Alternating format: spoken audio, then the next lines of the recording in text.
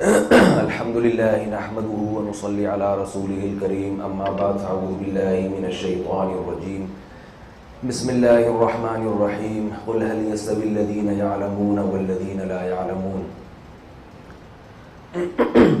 بھائی نے جو تعارف کروایا ہے یہ میرے علاوہ کسی اور کا تعارف تھا، وہ آ نہیں سکے آج کیونکہ دامت برکاتہم العالیہ اور پتہ نہیں کیا کیا انہوں نے لگایا ہے، تو وہ آ نہیں سکے اپنی مصروفیات کی وجہ سے، تو انہوں نے مجھے بھیجا ہے بیان کے لیے، تو اس لیے میں آج آپ کے سامنے بیان کر رہا ہوں۔ نوجوانوں کی بگڑتی ہوئی صورتحال اور اس کی اصلاح، اس کا سد باب۔ نوجوان طبقہ جو بگڑ رہا ہے، اس میں جو بگاڑ پیدا ہو رہا ہے وہ نظریاتی بگاڑ بھی ہے اور عملی بگاڑ بھی ہے۔ اس بات سے تو میرا خیال ہے کوئی بھی اختلاف نہیں کرے گا کہ نوجوان طبقہ بگڑ رہا ہے۔ ممکن ہے آپ میں کچھ ایسے لوگ ہوں جو کہیں کہ یہ دعویٰ ہی غلط ہے کہ نوجوان بگڑ رہے ہیں، تو ان کے حق میں پھر یہ بیان نہیں ہے، یہ پھر لغو ہے ان کے حق میں۔ یہ بیان ان لوگوں کے حق میں ہے جو بگڑ رہے ہیں اور وہ سمجھتے ہیں کہ ہمارے اندر بگاڑ پیدا ہو رہا ہے۔ نوجوان میں بگاڑ پیدا ہونے سے زیادہ نقصان ہوتا ہے، کیونکہ جوان آدمی کو بہت کچھ کرنے کی اللہ نے طاقت دی ہے۔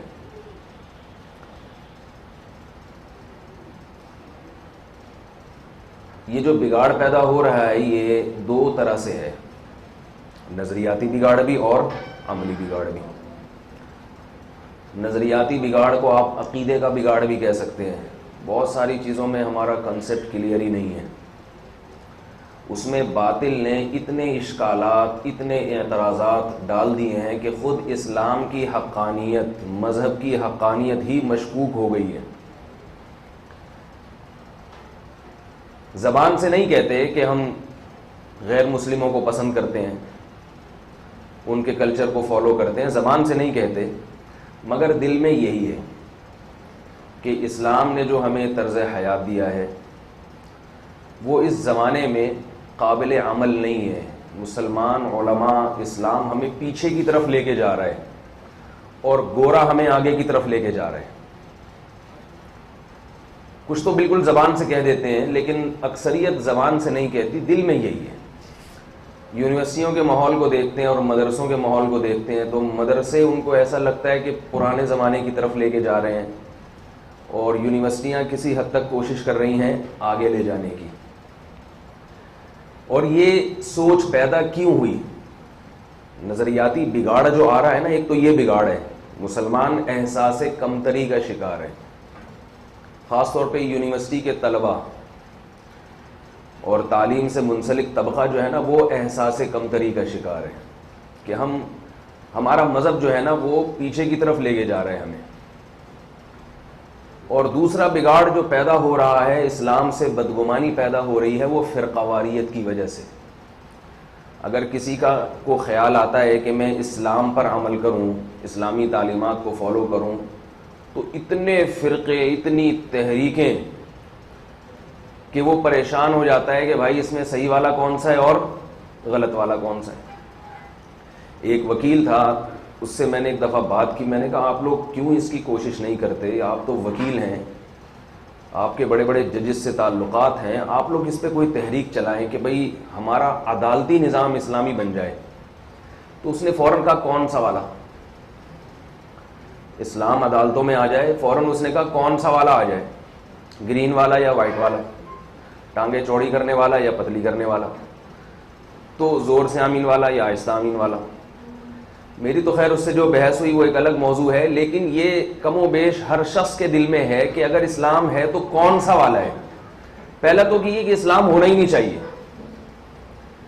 ہونا چاہیے تو بس اتنا ہونا چاہیے، تھوڑا تھوڑا جمعے کی نماز غسل کر کے چلے گئے۔ جیسے ہندو جو ہے نا، ہندو وہ بھی اس حد تک ہندو ہے کہ بس کچھ دو چار اعمال ایسے اختیار کرتا ہے جس سے وہ دیکھنے میں ہندو لگے، باقی ہندو کوئی اپنے مذہب کو اتنا فالو نہیں کرتے کہ اس سے وہ تعلیم اور ترقی میں کہیں رکاوٹ بن رہا ہو ان کا مذہب، وہ بھی اس کو ایک طرف رکھ دیتے ہیں. وہ کہتے ہیں پہلے ترقی ہے، پہلے تعلیم ہے، باقی چیزیں وہ بعد میں. وہ ان کی جو مخصوص تہوار ہوتا ہے ہولی منا لیتے ہیں، اور بھی پتہ نہیں کیا کیا تہوارات ہوتے ہیں ان کے. تو ہمارے جو مسلمان ہیں نا وہ بھی اسی چکر میں ہے کہ اس کو بھی خاص طور پہ جو تعلیم یافتہ طبقہ ہے ہمارا یونیورسٹیوں میں پڑھنے والا، ان کے دماغ میں بھی یہ بات گھسی ہوئی ہے کہ اسلام پیچھے کی طرف لے کے جا رہا ہے ہمیں. اور یہ بات اس لیے آئی ہے، دو اشکالات سمجھ میں آئے آپ کے نظریاتی. تیسری خرابی عملی خرابی، جو میری رائے کے مطابق اس وقت نوجوانوں میں جو بدترین خرابی ہے وہ بے حیائی اور فحاشی کا طوفان، جس سے ماضی میں کبھی مسلمان نوجوان اتنا مبتلا نہیں ہوا. تو میں انشاءاللہ ان تینوں ٹاپک پر آج بات کروں گا، ان تینوں موضوعات پر آج بات کروں گا. آپ دعا کریں اللہ تعالیٰ مجھے صحیح طرح سے بات کہنے کی، آپ لوگوں کو سننے کی، اور ہم سب کو سمجھنے کی اور پھر عمل کی توفیق عطا فرمائے. یہ جو پہلی بات ہے کہ ہم یہ سمجھتے ہیں کہ اسلام پیچھے کی طرف لے کے جا رہا ہے، اس کی وجہ کیا ہے؟ اس کی وجہ ہے غیروں کی سائنسی ترقی. ہم یہ دیکھتے ہیں کہ اس وقت بھی دنیا میں کسی بھی فیلڈ میں مسلمان آگے نہیں ہیں، ہر فیلڈ میں مسلمان پیچھے ہیں. اور جو اللہ کے باغی ہیں، جو غیر مسلم ہیں، جو اسلام کو مانتے ہی نہیں، اللہ کو مانتے ہی نہیں، شراب کے عادی، زنا کے عادی، کسی بھی چیز میں اسلام تو دور کی بات، کسی بھی آسمانی مذہب کو فالو کرتے ہی نہیں ہے، صرف نام کی حد تک ہیں، وہ قومیں ترقی پہ ترقی کرتی چلی جا رہی ہیں. ان کی ترقی کی بریک ہی نہیں ہے. ہماری ٹرینیں دیکھیں، اور ابھی جاپان نے جو ٹرین بنائی ہے 500 کلومیٹر فی گھنٹہ، میں نے رات یوٹیوب پہ دوبارہ وہ ٹرین دیکھی، 500 کلومیٹر فی گھنٹہ کی سپیڈ سے وہ ٹرین بھاگ رہی ہے. اور ہماری ٹرین بھاگنا تو دور کی بات، وہ چلتی نہیں ہے، کھڑی رہتی ہے. یعنی ہم جو باہر سے انجن لیتے ہیں نا، بنانا تو ہے ہی نہیں کہ ہم انجن بنا لیں، ڈبہ بھی نہیں بناتے ہم لوگ. جو لیتے ہیں نا انجن باہر سے، جو ڈبے لیتے ہیں، اس کو ریپیئر نہیں کر سکتے، ہم اس کو مینٹین نہیں کر سکتے. وہ ٹرینوں کے جو انگریز ڈال کے چلا گیا تھا، انہی پھٹوں کو جوڑتے رہتے ہیں بیٹھ کر. تو ہم ان کی جو ترقی وہ جو چھوڑ کر گئے ہیں نا یہاں، اس کو مینٹین رکھنا ہمارے لیے مشکل، ترقی کرنا ہمارا تو اس کا تو تصور ہی نہیں ہے. سعودی عرب کا بھی یہی حال ہے، عربوں کا جو اسلام کا مرکز ہے. عرب کو کچھ بھی نہیں آتا. ان کی زمین میں اللہ نے تیل کے کنویں پیدا کر دیے، وہ کھود کے نکال نہیں سکتے. اس کے لیے ان کو امریکن کو بلانا پڑا ہے کہ دریافت بھی کرو کہ ہے یا نہیں ہے. دریافت بھی عربوں نے نہیں کیا وہ تیل. ہماری زمین کی رگوں میں جو پیٹرول اور تیل کے ذخائر ہیں، ہمیں نہیں پتا کہ یہ ہے بھی یا نہیں ہے. یہ بھی انگریز نے سونگ کے بتایا کہ تمہاری زمین میں اتنا تیل ہے. اور انگریز کے بھی اس میں بڑے مفادات تھے، اس لیے بتایا کہ ان کو پتا تھا کہ یہ جو یہ نہیں بتا سکتے کہ ہے یا نہیں ہے، وہ نکال کہاں سے سکتے ہیں. کسی شے کا یہ علم ہونا کہ یہاں کوئی چیز ہے یا نہیں، یہ علم ہونا آسان ہے، پھر اس کو گرفتار کرنا تھوڑا مشکل کام ہے. ایجنسی والے صرف یہ اطلاع دیتے ہیں پولیس کو کہ یہاں ڈاکو چھپا ہوا ہے. ڈاکو کو پکڑنا کس کا کام ہے؟ پولیس کا. وہ مشکل کام ہے. اطلاعات کا نظام تو آسان ہوتا ہے، گرفتار کرنا مشکل. تو انگریز کو یہ پتا تھا کہ یہ زمین کی رگوں میں پیٹرول کی موجودگی کو سونگ نہیں سکتے، اس کی اطلاع نہیں دے سکتے، یہ نکال کہاں سے سکتے؟ یہ ہمارے ذریعے سے نکلوائیں گے. تو انگریز نے جب پیٹرول نکالا تو ساتھ ساتھ زمین کی رگوں کا خون چوسنے کے ساتھ ساتھ عربوں کا خون بھی چوسنا شروع کر دیا. اس پوری معیشت سے اس نے جو فائدے اٹھائے اور اٹھاتا چلا جا رہا ہے. اور اب بھی عربوں میں اتنا شعور نہیں ہے کہ ہم کچھ ترقی کریں. تو یہ وہ حالات ہیں جو دنیا اپنی آنکھوں سے دیکھ رہی ہے. پھر ظاہر ہے جب ان کی ترقی ہماری نگاہوں کے سامنے ہے تو ان کا کلچر، ان کی زبان، یہ سب چیزوں کی عظمت دل میں آتی ہے. آپ کے دل میں جب کسی کی عظمت آئے گی تو اس کی تمام چیزیں پھر آپ کے دل میں قابل تعظیم بن جاتی ہیں. انسان کی فطرت ہے. یہاں ایک بات اچھی طرح ذہن میں رکھیں کہ یہ جو مسلمان ترقی کی دوڑ میں پیچھے ہیں، اس کی وجہ مذہب نہیں ہے، بلکہ یہ ایک حقیقت ہے جو آپ کو معلوم ہونی چاہیے کہ اس وقت دنیا جتنی ترقی کر رہی ہے یہ اسلام کی مرہون منت ہے. یہ اسلام کی وجہ سے. اسلام اگر دنیا میں نہ آتا اور مسلمان سائنسدان پیدا نہ ہوتے اور ترقی کا بیج نہ رکھتے, یورپ آج جس ترقی کی عروج پر پہنچا ہوا ہے کبھی بھی اس عروج پر نہ پہنچتا. میں آپ کو اس بارے میں کچھ گوروں کے حوالے دوں گا, انگریز مورخین کے حوالے دوں گا, انہوں نے اس بات کا اعتراف کیا ہے. آپ نے ایک مورخ کا نام سنا ہوگا, مشہور مورخ ہے رابرٹ بریفلڈ. ممکن ہے میں تلفظ میں کچھ غلطی کروں, کیونکہ گورے جب ہمارا نام لیتے ہیں نا تو وہ بھی بڑی گڑبڑ کر دیتے ہیں کہ زبان کے فرق سے. وہ گوگل میپ پہ ایک دفعہ ہم گاڑی چلا رہے تو اس نے راشد مہناز روڈ کو بتایا, گوگل والے نے رشید منہز روڈ. میں نے کہا بھائی راشد مہناز تو ہمارے قومی ہیرو تھے, ان کے والد نے ان کا نام راشد رکھا تھا, رشید نہیں رکھا تھا. تو زبان کے اختلاف سے نا تھوڑا سا تلفظ میں فرق آ جاتا ہے. ایک ان کا مورخ گزرا ہے برناسکی, رابرٹ, بہت مشہور مورخ ہے. اس کی ایک بڑی مشہور کتاب ہے, آپ کو انٹرنیٹ پہ مل جائے گی, فری میں نہیں ملے گی, آپ کو تھوڑے سے پیسے پے کرنے پڑیں گے. اس کی ایک مشہور کتاب ہے دا ایسنٹ آف مین. اس کتاب میں اس نے لکھا ہے کہ محمد صلی اللہ علیہ وسلم جب دنیا میں آئے, میں گوروں کے حوالے اس لیے دے رہا ہوں کہ تاکہ آپ کو اس کا یقین آئے کہ مخالف اور دشمن اپنے دشمن کی تعریف کو اور اس کے قابل تعریف باتوں کو آسانی سے قبول نہیں کرتا. آپ اپنے دشمن کے منہ سے اگر اپنی تعریف سنیں تو یہ اس بات کی علامت ہوتی ہے کہ یہ واقعتاً آپ کے اندر یہ صفات اور یہ گٹس موجود ہیں.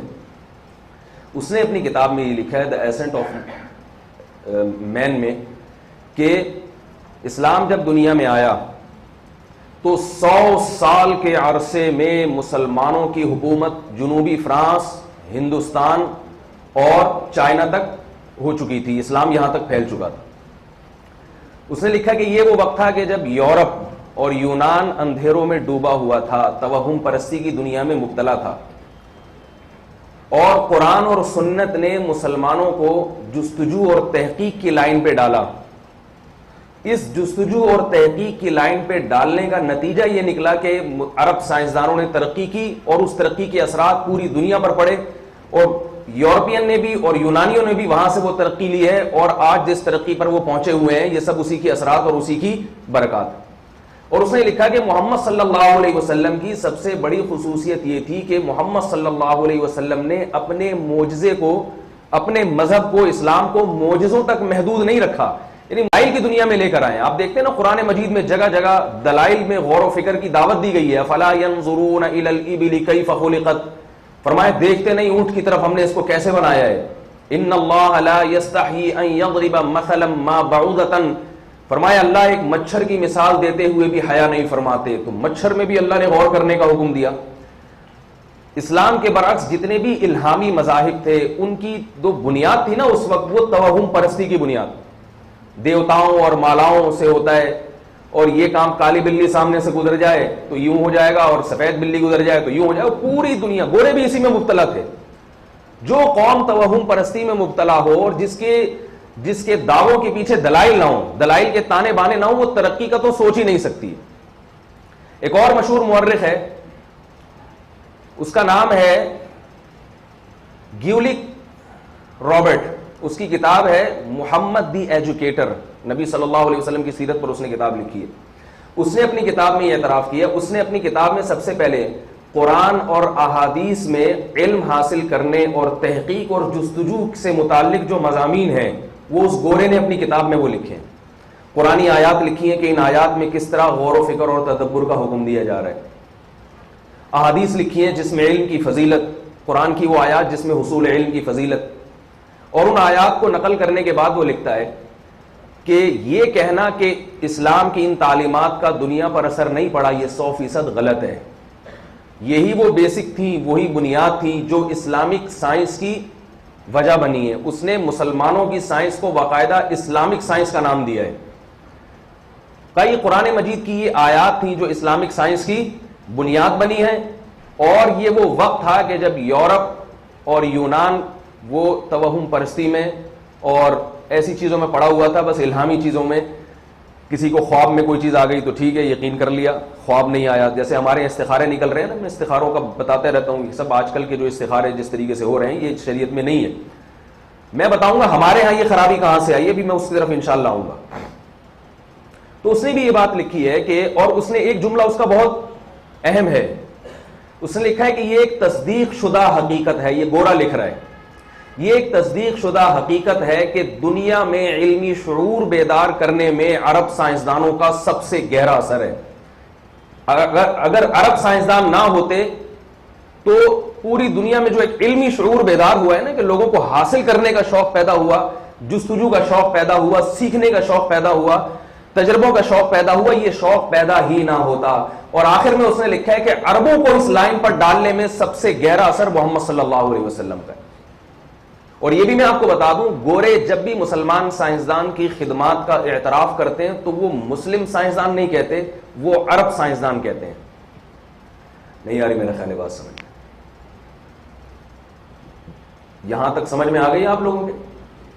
گورے جب مسلمان سائنسدانوں کی خدمات کا اعتراف کرتے ہیں، بعض جگہوں پر انہوں نے اعتراف کیا ہے، بھرپور اعتراف کیا ہے، تو وہ کیا کہتے ہیں؟ بولو بھائی، عرب سائنسدان۔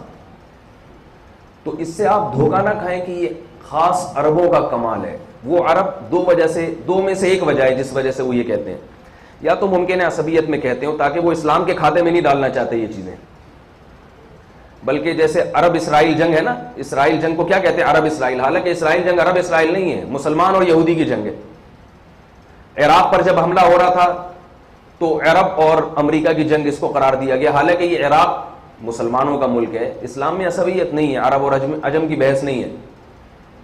تو عرب یا تو اس وجہ سے وہ کہتے ہیں کہ یہ ایک عصبیت کی بنیاد پر، اور اگر ہم اچھا گمان رکھیں کہ نہیں عصبیت کی بنیاد پہ نہیں، تو پھر عرب اس لیے کہا جاتا ہے کہ اکثر اس میں تھے عجمی، مگر اس وقت مسلمانوں کی جو سرکاری زبان تھی، علمی زبان تھی، وہ عربی تھی۔ اس کی دلیل یہ ہے کہ وہ زیادہ تر عجمی تھے ان میں، اس کی دلیل یہ ہے کہ مسلمانوں میں جو مذہبی تعلیم حاصل کرنے والے علماء گزرے ہیں، مذہبی تعلیم، ان میں اکثریت عجمیوں کی ہے، تو دنیاوی تعلیم حاصل کرنے والوں میں عرب کیسے آگے ہو سکتے ہیں؟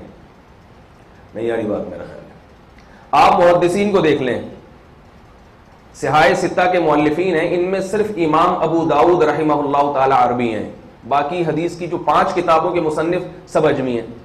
ائمہ اربعہ میں امام شافعی رحمہ اللہ تعالی عربی الاصل ہیں، باقی کوئی بھی عربی الاصل نہیں ہے ان میں۔ ہم فقہا کو بھی دیکھتے ہیں، محدثین کو بھی دیکھتے ہیں، تو ان میں زیادہ تر ہمیں کیا ملتے ہیں؟ عجمی ملتے ہیں۔ تو علمی میدان میں عجمیوں نے زیادہ کام کیا ہے، لیکن گورا ان کو عرب سے کیوں تعبیر کرتا ہے؟ کہ ان کی ساری تحریرات وہ عربی زبان میں تھی۔ رسول اللہ صلی اللہ علیہ وسلم نے فرمایا، لو کان العلم بالثریا لنالہ رجل من فارس، اگر علم ثریا کے کنارے تک پہنچ جائے، آسمان کے کنارے تک پہنچ جائے، تو بھی فارس کا ایک شخص اس کو حاصل کر لے گا۔ اس میں بھی آپ صلی اللہ علیہ وسلم نے ایک فارس یعنی جو عجمی تھے ان کی مثال دی ہے۔ تو یہ وجہ ہے کہ جو عرب سائنسدان کہتے ہیں۔ تو اب میں اپنی بات میں جہاں بھی عرب کا لفظ لے کر آؤں گا تو اس کا یہ مطلب نہیں اس میں عرب بھی ہیں، ایسا نہیں ہے کہ عرب بھی بہت ہیں، لیکن گورا جو تعبیر کرتا ہے تو مسلم سائنٹسٹ کے بجائے وہ عرب سائنس، اس کی وجہ یہ ہے کہ زبان اس وقت عربی تھی، تو وہ عجمی بھی عربی بولتے تھے، یعنی جو ان کی تحریرات تھیں وہ بھی عربی میں تھی۔ ایک اور مشہور سائنسدان، مشہور مورخ گزرا ہے رابرٹ بریفلٹ، جس کا میں نے ابھی نام لیا تھا، کہ اس کی کتاب ہے دی میکنگ آف ہیومینٹی۔ اس کتاب میں اس نے یہ لکھا ہے کہ آج جو سائنسی ترقی جس عروج پر پہنچی ہوئی ہے، اگر عرب سائنسدان نہ ہوتے تو سائنس کبھی اس ترقی تک نہ پہنچتی۔ اور آگے اس نے اس کی وجہ لکھی ہے، یہ تو خبر دے دی نا اس نے کہ آج جو سائنس جس انتہا پر پہنچی ہوئی ہے، اس کی بیسک وجہ کیا ہے؟ عرب سائنسدان۔ اور آگے اس نے اس کی وجہ لکھی ہے، اس نے لکھا ہے کہ سائنس کی جو بنیاد ہے وہ ہے تحقیق، جستجو، مشاہدہ، تجربات، ان سب چیزوں پر ہے نا۔ سائنسدان کو کبھی دیکھا استخارہ نکال رہا ہو جا کے؟ میرا خیال ہے آپ لوگ کو سمجھانا بہت مشکل کام ہے بھائی، کچھ تھوڑا سا ہاں ہوں کریں، اپنے چہرے کے تاثرات سے مجھے بتائیں آپ لوگ بات سمجھ رہے ہیں تو مجھے بھی بات کرنے میں مزہ آئے گا۔ کبھی آپ نے کسی سائنسدان کو دیکھا اس نے ٹرین کا انجن بنایا، اب استخارہ نکال رہا ہے کہ اس کو ٹریک پہ چلانا ہے کہ نہیں چلانا؟ کبھی دیکھا آپ نے؟ کبھی آپ نے دیکھا انجن خراب ہوا، ان کا فرانس کے سائنسدانوں کے ٹرین کا انجن کام نہیں کر رہا تو وہ کسی روحانی کے پاس گئے یار اس پہ کسی نے کچھ کر تو نہیں دیا؟ کبھی دیکھا آپ نے؟ یار ایسا تو نہیں ہے کہ چائنا نے نظر لگا دی ہو اس کو؟ چائنا والوں کا ہمارے انجن سے بڑی، وہ انہوں نے یوں کر کے دیکھا اور نظر لگ گئی۔ ہمارا جو بربادی کی وجہ ہے نا وہ یہی ہے ابھی اس پہ میں بات کروں گا، ابھی تو میں نے ہلکا سا اشارہ دیا ہے ہم کیوں برباد ہو رہے ہیں۔ مذہب کی جو بنیاد ہے نا قرآن و سنت پہ رکھی گئی تھی، اس قرآن و سنت میں جب تک ہم اپنی طرف سے ایڈیشن نہ کریں اور اس کی جو اللہ کے رسول صلی اللہ علیہ وسلم کی جو بنیادی تعلیمات ہیں ان میں جب تک اپنی طرف سے ہم دخل اندازی نہ کریں نا تو ہماری دکانیں نہیں چلتی۔ اس لیے یہ روحانی پیشوا قسم کے جو لوگ ہیں نا، جو گنڈوں والے، تعویذ والے، استخاروں والے، انہوں نے بیوقوف بنایا ہوا، اور ان میں کچھ کلی گمراہ ہوتے ہیں، کچھ جزوی گمراہ ہوتے ہیں، ہوتے تقریباً سبھی ایک جیسے۔ تو میں رابرٹ بریفلڈ کی بات کر رہا تھا، اس نے یہ کہا کہ سائنس کی جو بنیاد ہے وہ کس پر ہے؟ تحقیق، جستجو، وہ استخاروں پر نہیں۔ یہ میں اپنی طرف سے بڑھا رہا ہوں، کہیں آپ اس کی کتاب جا کے کھولیں اور دیکھیں استخارہ کا تو کہیں بھی نہیں آ رہا۔ تو تحقیق، جستجو، تجربہ، مشاہدہ کس پر ہے؟ اس نے کہا اسلام کے دنیا میں آنے سے پہلے دنیا ان چیزوں سے واقف نہیں تھی، نہ یورپین ان چیزوں سے واقف تھے اور نہ یونانی۔ یہ بڑی قومیں تو یہی دو تھیں جو تہذیب یافتہ سمجھی جاتی تھیں۔ سمجھی کا مطلب بھی پھر کبھی بتائیں گے انشاءاللہ۔ تو اس نے کہا کہ یہ لوگ ان چیزوں سے واقف ہی نہیں تھے کہ تحقیق کیا ہوتی ہے، جستجو کیا ہوتی ہے۔ یہ تو وہ روحانیت اور دیوتاؤں اور وہ جو ایک مخصوص ان کا ایک مذہبی لوگوں کا ایک ہوتا ہے نا، اس میں جکڑے ہوئے تھے۔ اس نے لکھا ہے کہ ان تمام چیزوں کو یونان اور یورپ میں متعارف کروانے والے عرب تھے۔ عرب، بات آ رہی ہے سمجھ میں؟ یہ ہمارا ماضی تھا۔ ایک اور مشہور مورخ ہے اسٹینوڈ کوب، جس کی کتاب ہے اسلام's contribution to the world culture, یعنی اسلام کے جو پوری دنیا پر اثرات پڑے ہیں وہ کیا ہیں۔ اس کا جملہ بڑا اہم ہے۔ اس نے یہ لکھا ہے کہ یہ بات 100% یقینی ہے کہ اس وقت سائنسی ترقی جتنے عروج پر پہنچی ہوئی ہے یہ یقینی طور پر اسلام کی مرہون منت ہے، سب کچھ اسلام کی وجہ سے۔ اور آگے وہ یہ لکھتا ہے، آگے اس کی وہی وجہ بیان کرتا ہے جو میں نے بتائی کہ اسلام نے مسلمانوں کو تدبر، غور و فکر اور ان چیزوں میں توہمات کی دنیا سے نکالا ہے۔ کالی بلی، پیلی بلی جو ہے نا، ان سب چیزوں سے نکالے۔ مرغے نے اذان دے دی، کوا کے بیٹھ گیا یہاں پہ تو یہ ہو جائے گا، کینچی یوں کر کے چلا دی تو لڑائی ہو جائے گی۔ اس طرح کی جو چیزیں ہمارے معاشرے میں چل رہی ہیں ان میں بہت تھیں، ان میں جو ہے نا ان میں بہت زیادہ تھیں یہ چیزیں۔ تو اس نے لکھا ہے کہ یہ اسلام نے ان لوگوں کو تحقیق اور جستجو پہ ڈالا۔ اور ایک بات اس کی بہت اہم ہے، اس نے یہ لکھا ہے کہ بعض گوروں نے یہ بات تو اس کا تو اعتراف کیا ہے کہ سائنسی ترقی کی بنیاد کس نے رکھی ہے؟ مسلمانوں نے۔ لیکن ان گوروں نے گڑبڑ یہ کی ہے، جیسے میں نے بتایا نا، وہ عصبیت اور اسلام کے کھاتے میں نہیں ڈالنا چاہتے۔ انہوں نے اس کا تو اعتراف کیا ہے کہ یہ عرب سائنسدانوں نے یہ کام کیا ہے، مگر ان گوروں نے یہ لکھا ہے کہ اس کی بنیاد مذہب نہیں تھا بلکہ ان کی ذاتی تحقیق تھی، ذاتی طور پر ان کو شوق تھا، اس کے پیچھے مذہب کا جذبہ نہیں تھا۔ اور بعضوں نے ثابت کیا کہ وہ مذہب سے بیزار تھے۔ تو اس گورے نے، اسٹینوڈ کوب جس کا میں نے نام لیا، اس نے اس پر بھی رد کیا ہے، بلکہ ایک سوال قائم کیا ہے کہ اگر اس کے پیچھے اسلام نہیں تھا تو پھر کیا تھا؟ اسلام لانے سے پہلے انہوں نے یہ سب کچھ کیوں نہیں کیا؟ اور پھر اس نے بتایا کہ اسلام کی جو بنیاد ہے وہ کس پر ہے؟ دلائل پر، تحقیق پر۔ ہمارے ہاں جو ہے نا، جو جتنا بڑا بیوقوف اور احمق ہوتا ہے اتنا زیادہ نیک سمجھا جاتا ہے۔ آج کی بات کر رہا ہوں، صحابہ کے دور میں بیوقوف لوگ نیک نہیں سمجھے جاتے تھے، کیونکہ قرآن مجید میں جگہ جگہ اللہ نے کیا فرمایا؟ ان فی ذلک لآیات لأولی الالباب، اس میں نشانیاں ہیں عقل والوں کے لیے۔ افلا تعقلون، تم عقل سے کام کیوں نہیں لیتے؟ تو ہے یہ مذہب اہل عقل کے لیے۔ اور ہمارے یہاں کون سمجھا جاتا ہے نیک؟ جس کو کچھ پتہ ہی نہ ہو۔ اس پہ بھی آئیں گے انشاءاللہ، بھی میں پورے انگریزوں کے حوالے مکمل کر دوں۔ ہمارے ہاں جو دنیا کا سب سے بڑا سست اور سب سے بڑا بیوقوف، وہ سب سے زیادہ نیک سمجھا جاتا ہے۔ جن کی میں نے یہ دیکھتا ہوں نا، یہ یوٹیوب وغیرہ پر کبھی کسی روحانی بابا کی تقریر ختم کہاں سے ہو رہی، نسبت اویسیہ ملی ہوئی ہے مجھے، پھر نسبت فلانی مل گئی تھی، پھر میں سویا تھا تو فلاں نسبت مل گئی تھی۔ ان کی اوٹ پٹانگ باتوں سے لوگ متاثر ہوتے ہیں اور کہتے ہیں کہ دیکھو یہ کوئی ایسی باتیں ہیں جو ہماری سمجھ میں بھی نہیں آ رہی ہیں، یعنی کوئی اتنی زبردست باتیں ہیں جو ہماری سمجھ میں بھی نہیں آ رہی ہیں، بہت ہی کوئی پہنچے ہوئے ہیں، اور ہمارے بارے میں کہتے ہیں تو سب سمجھ میں آ رہا ہے کیا کہہ رہے ہیں بھائی، بالکل سمجھ میں آ رہا ہے۔ یہ کوئی بات ہوئی؟ تو اس نے یہ بات لکھی ہے کہ اسلام نے تحقیق اور جستجو اور یہ ساری چیزیں پیدا کی، اور اسی کا یہ سارے اثرات۔ لائف آف محمد کے نام سے ایک بہت مشہور کتاب ہے، گورے نے لکھی ہے، ریوڈ جارج بش. ریوڈ ان کے یہاں کوئی پادری سے اوپر کا کوئی مقام ہوتا ہے، تو مذہبی رہنما تھا. اس نے بھی بات لکھی ہے کہ اسلام سے پہلے جتنی بھی الہامی کتابیں تھیں اور جتنی بھی الہامی تعلیمات تھیں، کسی نے بھی انسانیت پر اتنے مثبت اثرات نہیں ڈالے جتنے محمد صلی اللہ علیہ وسلم کی تعلیمات نے ڈالے. میں اب تھوڑا تھوڑا آپ کو مسلمان سائنسدانوں اور مسلمانوں کے علمی کارناموں پر ہلکی ہلکی روشنی ڈالوں گا، کیونکہ ابھی میری 2-3 موضوعات اور ہیں آگے. یہ تو وہ تھے جو گوروں نے اعتراف کیے ہیں. مسلمان سائنٹسٹ کی جو کچھ خدمات، ہسپتال کا وجود، یہ پہلی صدی میں وجود میں آ چکا تھا. 86 ہجری 96 ہجری خلیفہ مامون رشید کے دور میں بڑے بڑے ہاسپٹل قائم ہو چکے تھے، جس میں ابن طولون ایک ہاسپٹل صرف مصر کے اندر ایسا تھا جس کے بارے میں کہا جاتا ہے کہ اس کے قریب جو مسلمانوں نے لائبریری بنائی تھی، اس لائبریری میں مختلف فنون کی کتابیں تھیں، جس میں صرف میڈیکل سائنس پر 1 لاکھ سے زیادہ کتابیں موجود تھیں، اور دنیا بھر سے لوگ وہاں سے پڑھنے آیا کرتے تھے. مسلمانوں نے جو میڈیکل سائنس میں اتنی ترقی کی تھی، اس کی بھی وجہ آپ کو بتا دوں. اس کی بھی وجہ ایک گورے نے لکھی ہے کہ یہ لوگ مختلف ملکوں سے حج کرنے جاتے تھے، اور حج اس وقت ہوتا تھا زیادہ تر اونٹوں پہ اور پیدل. تو ان میں جو جستجو اور تحقیق کا شوق رکھنے والے لوگ ہیں نا، جب وہ جنگلوں سے گزرتے تو وہاں کی بوٹیوں پہ ریسرچ کرتے تھے. اس زمانے کا حج ایسا نہیں ہوتا تھا کہ یہاں سے آپ کو ایئرپورٹ پہ بٹھایا، آپ 2 گھنٹے بعد پہنچے اور پھر تھوڑے دن وہاں سے آپ نے فون پہ اطلاع دے دی میں آ رہا ہوں، اور جو ہے پھر دوبارہ سے ٹکٹ کرایا، یہاں پہنچ گئے. یعنی ایسا لگتا ہی نہیں ہے کہ بندہ گیا ہے یہاں سے. اس زمانے کا جب حج ہوتا تھا تو آپ اپنے گھر والوں کو ایسے چھوڑ کے جاتے تھے کہ بھائی کوئی پتہ نہیں ہے کہ واپسی ہو یا نہ ہو. یہ قربانی ہوتی تھی. اب سائنس کے لیے تو اتنی قربانی نہیں کوئی دے گا نا سائنسدان کے، میں جا رہا ہوں پتہ نہیں آؤں یا نہیں آؤں، اگر کسی تحقیق تک پہنچ گیا تو ٹھیک ہے، نہیں تو میری قبر بنا دینا. حج کے لیے مسلمانوں نے یہ قربانیاں دی، اور اس کا فائدہ ان کو یہ ہوا کہ جڑی بوٹیوں پہ ریسرچ کا ان کو موقع ملا ہے.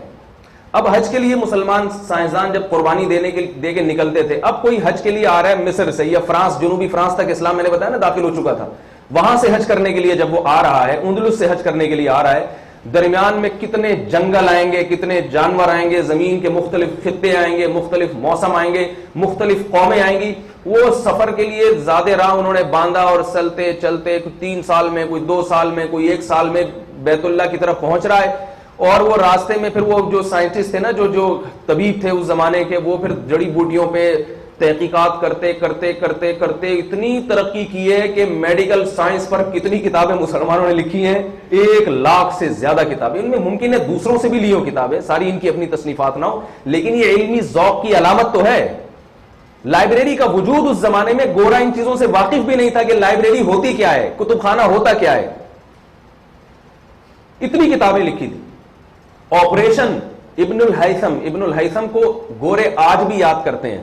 اس کی کتابوں میں الہزم کے نام سے، الہزم، بہت سارے مسلمان سائنٹسٹ ایسے ہیں جو گوروں کی کتابوں میں آج بھی ان کا نام لیا جاتا ہے، مگر وہ آپ جب ان کا نام پڑھیں گے تو آپ کو سمجھ میں نہیں آئے گا، آپ سمجھیں گے وہ گورا ہی تھا. یہ وجہ اس کی ہے کہ ان جب کتابوں کا ترجمہ لاطینی زبان میں ہوا اور پھر انگلش میں ہوا تو ان کا جو تلفظ ہے نا وہ بدل گیا. اب ابو القاسم ایک بہت مشہور سائنسدان ہے جو بہت بڑا سرجن تھا، گوروں کی کتابوں میں البیکیوسس لکھا ہوا ہے، البیکیوسس. اب البیکیوسس سے تو آپ یہ سمجھیں گے کہ جارج ڈبلیو بش کا چھوٹا بھائی ہوگا، کیا خیال ہے بھائی؟ لیکن یہ کیا تھا؟ ابو القاسم. الہزم یہ ابن الہیثم ہے. ابن الہیثم نے آج سے 1100 سال پہلے آنکھ پر ایک کتاب لکھی جو آج بھی لاطینی زبان میں موجود ہے، آن آپٹکس. عربی نام تو اس کا ضائع ہو گیا، کیونکہ عربی کا تو وہ جو تھا سرمایہ ضائع ہو گیا، وہ ہلاکو خان لے گیا یا تتاری کون چنگیز خان لے گیا، اب ہمیں پتہ نہیں ہے.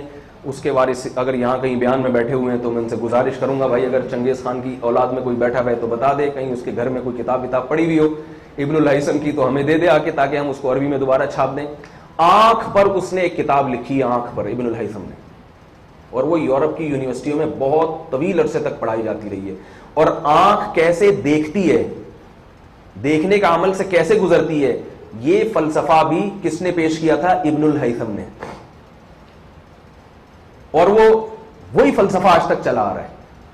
ابن الہیثم سے پہلے جو میں نے بتایا نا توہمات کی دنیا پر تھا، یونانی لوگ کہتے تھے آنکھ کیسے دیکھتی ہے، وہ کہتے تھے بھائی ٹارچ جب جلاتے ہیں نا تو روشنی نکل کے جاتی ہے، تو ہماری آنکھ سے بھی روشنیاں نکل رہی ہیں، یہ سامنے پہ پڑتی ہیں تو ہمیں چیز نظر آتی ہے.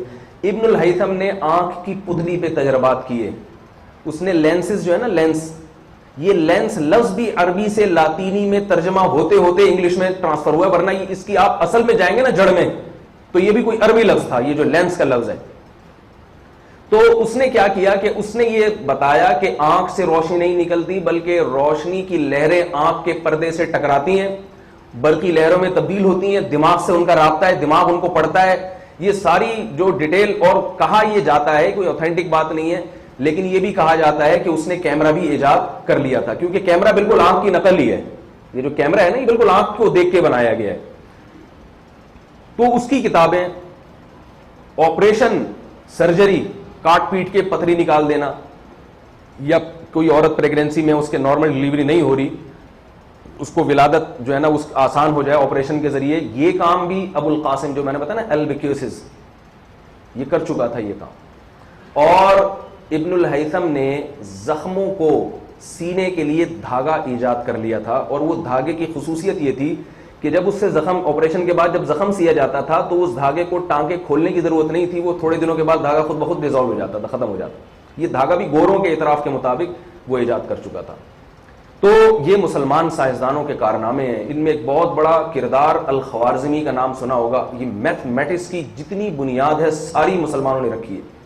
الخوارزمی نے یہ جو نمبر ہے نا ہمارے 1 2 3 4 یہ ایجاد کرنے والا بھی الخوارزمی ہے، مسلمان سائنسدان. 826 عیسوی میں، آج سے تقریباً 1300 سال پہلے. اور یہ میں آپ کو اس کا فلسفہ بھی بتاؤں، بڑا دلچسپ ہے. جو اس نے جب یہ نمبر ایجاد کیے تو اس کے ذہن میں کیا چیز تھی؟ 1 جو ہے نا 1، یہاں وائٹ بورڈ ہوتا تو میں آپ کو مارکر سے لکھ کے بتاتا. 1 کا مطلب یہ تھا جس میں ایک زاویہ ہو. دیکھیں 1 ایسے لکھا جاتا ہے، یوں کر کے یوں. تو اس میں کتنے کونے آ رہے ہیں؟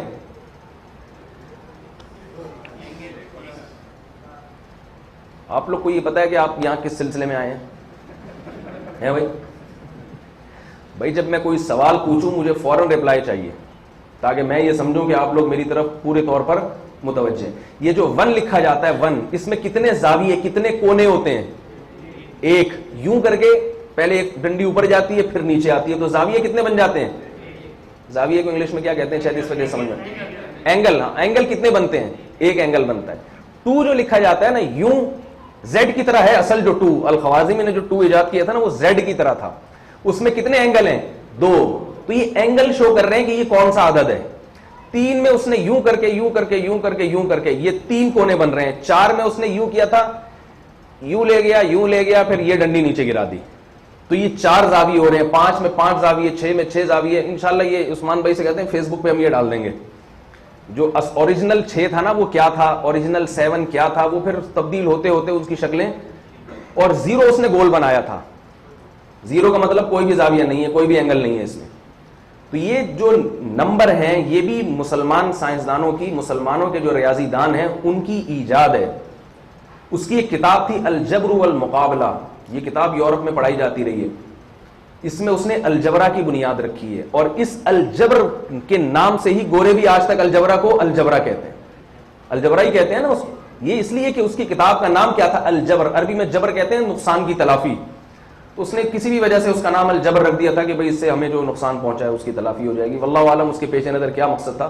تو یہ خالص عربی کا لفظ ہے جو انگریزوں میں آیا. اور بہت ساری میڈیکل سائنس میں جو دوائیں استعمال ہو رہی ہیں، آپ اگر انٹرنیٹ پہ تحقیق کریں یا کسی یونیورسٹی میں جائیں، آپ جو تحقیقی شعبے سے ان چیزوں سے منسلک شعبے سے آپ جائیں رابطہ کریں تو آپ کو بتائیں گے کہ اس پر باقاعدہ ایک طویل فہرست ہے کہ یہ اصل عربی تھا اور کہاں سے کیسے منتقل ہو کر. اس کی میں آپ کو چند مثالیں ہلکی ہلکی 2-3 مثالیں دے دوں.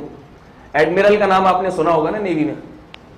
ایڈمرل حضرت معاویہ رضی اللہ تعالی عنہ نے بحری بیڑے کی بنیاد رکھی ہے سمندری فوج کی.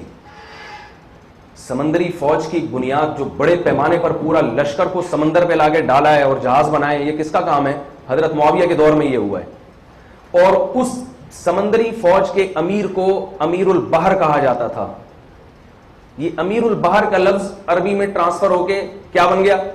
ایڈمرل بنا ہے. ایسے بہت ساری اصطلاحات ہیں جو عربوں سے لی ہیں گوروں نے. سمجھ رہے ہیں؟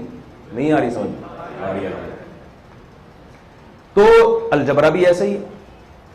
یہ جو تھا نا الخوارزمی، الگورتھم شاید کہتے ہیں اس کو انگلش میں، اس کا نام بھی تبدیل ہو گیا. لاگریتھم کی بنیاد بھی اسی نے لکھی اور اس کو آج تک یہی لاگریتھم ہی کہا جاتا ہے. تو اس کا ایک بڑا زبردست کارنامہ یہ تھا کہ اس نے جب ریاضی پر کتابیں لکھی ہیں، نمبر بھی اسی نے ایجاد کی اور بہت ریاضی کے علم کو اس نے اتنی ترقی دی ہے، اس کی کتابیں 300 سال کے بعد گوروں کے ہاتھ لگی ہیں، یورپ پہنچی ہیں، 12ویں صدی میں یورپ پہنچی ہیں، اور گوروں نے اس کا اعتراف کیا ہے کہ 400 سال تک اس کی کتابیں ہماری یونیورسٹیوں میں پڑھائی جاتی رہی ہیں، 400 سال تک۔ آج جو پوری میتھمیٹکس ہے نا، اس کی بنیاد وہ الخوارزمی نے رکھی ہے۔ ممکن اس سے پہلے بھی مسلمان سائنسدانوں نے محنت کی ہو، لیکن اس کو ترتیب دینا، اس کو مرتب کرنا اور اس کے ایک شکل میں لے کر آنا، یہ کارنامہ الخوارزمی کا۔ 1200 عیسوی سے لے کر 1600 عیسوی تک 400 سال کا عرصہ ہے جس میں یورپ میں الخوارزمی کی کتابیں پڑھائی جاتی۔ فلکیات کا علم، کرو ٹریگنومیٹری اور پلین ٹریگنومیٹری پڑھی ہوگی نا آپ نے۔ ہم تو وہ جب اپنے دور میں اردو میں پڑھتے تھے، وہ عمود کا مربع اور پتہ نہیں وتر کا مربع، ہمیں وہ مربع سے اپنے والدہ کا وہ ہاتھوں کا بنایا ہوا آملے کا مربع یاد آتا تھا جب ہمارے ٹیچر پڑھاتے تھے نا، پرپینڈیکولر اور بیس اور ہائپرٹینیوز، وہ یہ جو آپ نے ایکویشنز پڑھی ہوں گی یا پڑھ کے بھلائی ہوں گی یا پھرے سے امتحان پاس کیا ہوگا، تو پھرے میں بھی تو کچھ یاد رہ جاتا ہے نا، وہ پھرے میں جو لکھا ہوتا ہے کہ بھائی، میں اس لیے کہہ رہا ہوں کہ کراچی ہے، اس کا تعلیم کا بیچاروں کا یہاں کوئی معیار نہیں ہے، تو اس لیے بہت سارے ہمارے ایسے پی ایچ ڈی ڈاکٹر یہاں بیٹھے ہوں گے جو کہیں گے یہ بیس کیا ہوتا ہے، یہ پرپینڈیکولر کیا ہوتا ہے، پتہ نہیں کس قسم کی باتیں مولوی صاحب کر رہے ہیں۔ ہمارے وزیر تعلیم کا یہ حال ہے نا کہ ایک دفعہ ایک وزیر تعلیم سے جو ریٹائر ہو گیا تھا، اس سے کسی نے تعلیم کے بارے میں مختلف سوال کیے، ایک ٹی وی اینکر نے، تو کہہ رہا ہے بھائی مجھے کیوں یہ سوالات پوچھ رہے ہو یار، تعلیم کے بارے سے میرا کیا تعلق؟ تو انہوں نے کہا کہ حضرت آپ وزیر تعلیم رہے ہیں، آپ کو تعلیم کا نہیں پتا، آپ کا تعلیم سے تعلق نہیں ہے۔ تو کہہ رہے جب تھے اس وقت نہیں تھا تعلق، اب تو ریٹائر ہو گئے ہیں، اب تو اور بدری والا ہمارا تعلق نہیں۔ تو یہ جو آپ پلین ٹریگنومیٹری کی جتنی ایکویشنز ہیں، یہ ساری ایجاد کی ہے الخوارزمی نے۔ Sine theta, cos theta, tangent theta, یہ سب عربی میں تھے، جو لاطینی اور فرانسیسی زبان میں وہ زاویہ تھیٹا بن گیا، ٹھیک ہے نا، الف بے جیم کو انہوں نے ایکس وائی زیڈ کر دیا، یہ تبدیلی آئی ہے۔ اس کے علاوہ ٹریگنومیٹری کی لائن میں ذرہ برابر بھی کوئی ایکویشن، ایک حرف بھی اس میں تبدیل نہیں ہوا، وہی ساری ایکویشن استعمال ہو رہی ہیں جو مسلمان سائنسدانوں نے جس کی بنیاد رکھی۔ اور آپ کو پتا ہے کہ کرو ٹریگنومیٹری وہ بے انتہا مشکل ہے، اس کی ایکویشنز کو سمجھنا۔ پلین ٹریگنومیٹری میں تو آپ جو ہے نا، وہ اسکوائر کو، جو مربع کو اسکوائر کہتے ہیں نا انگلش میں، تو وہ اسکوائر کو تو آپ فوراً کیلکولیٹ کر کے بتا سکتے ہیں نا، بھائی یہ اسکوائر میں اتنے ڈبے بن رہے ہیں اور بیس میں اتنے ڈبے بن رہے ہیں اور جو ہے وہ ہائپرٹینیوز میں اتنے ڈبے بن رہے ہیں، تو ان ڈبوں کو کلیکٹ کر کے آپ فوراً سمجھ جاؤ گے ایکویشن درست ہے یا غلط۔ لیکن جو کرو ٹریگنومیٹری کی ایکویشنز ہیں وہ بہت بے انتہا مشکل ہوتی ہیں۔ کرو ٹریگنومیٹری کی بنیاد اس لیے رکھی کہ زمین گول ہے، مسلمانوں کو یہ بہت پہلے پتا تھا، یاد رکھو کہ زمین گول ہے، بہت پہلے، بلکہ زمین کی پیمائش کر چکے تھے۔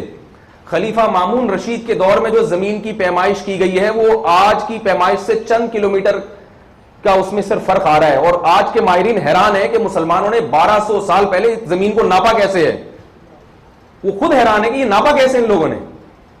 تو اس وقت مسلمان زمین کو ناپ چکے تھے، ان کو پتا تھا، اور ویسے بھی ابن بطوطہ کا پڑھا ہوگا نا، وہ چلتا ہی رہا، چلتے چلتے وہ واپس ادھر ہی آنے لگا، تو اس سے بھی پتا چلتا ہے کہ کیا ہے بھائی، زمین گول ہے۔ تو میں یہ کر رہا تھا کہ یہ جو کرو ٹریگنومیٹری ہے نا، کرو ٹریگنومیٹری پر مسلمانوں نے اس لیے محنت کی کہ پوری دنیا میں مسلمان جاتے تھے، ان کو یہ نہیں پتا چلتا تھا کہ قبلہ کدھر ہے، نمازوں کے اوقات کیا ہیں، اس کے لیے دائرے کی ایکویشنز کا ہونا ضروری تھا، کیونکہ زمین بھی دائرہ، اور سورج جو زمین کے گرد گھومتا ہے یا زمین گھومتی ہے تو وہ بھی پورا دائرہ بنتا ہے۔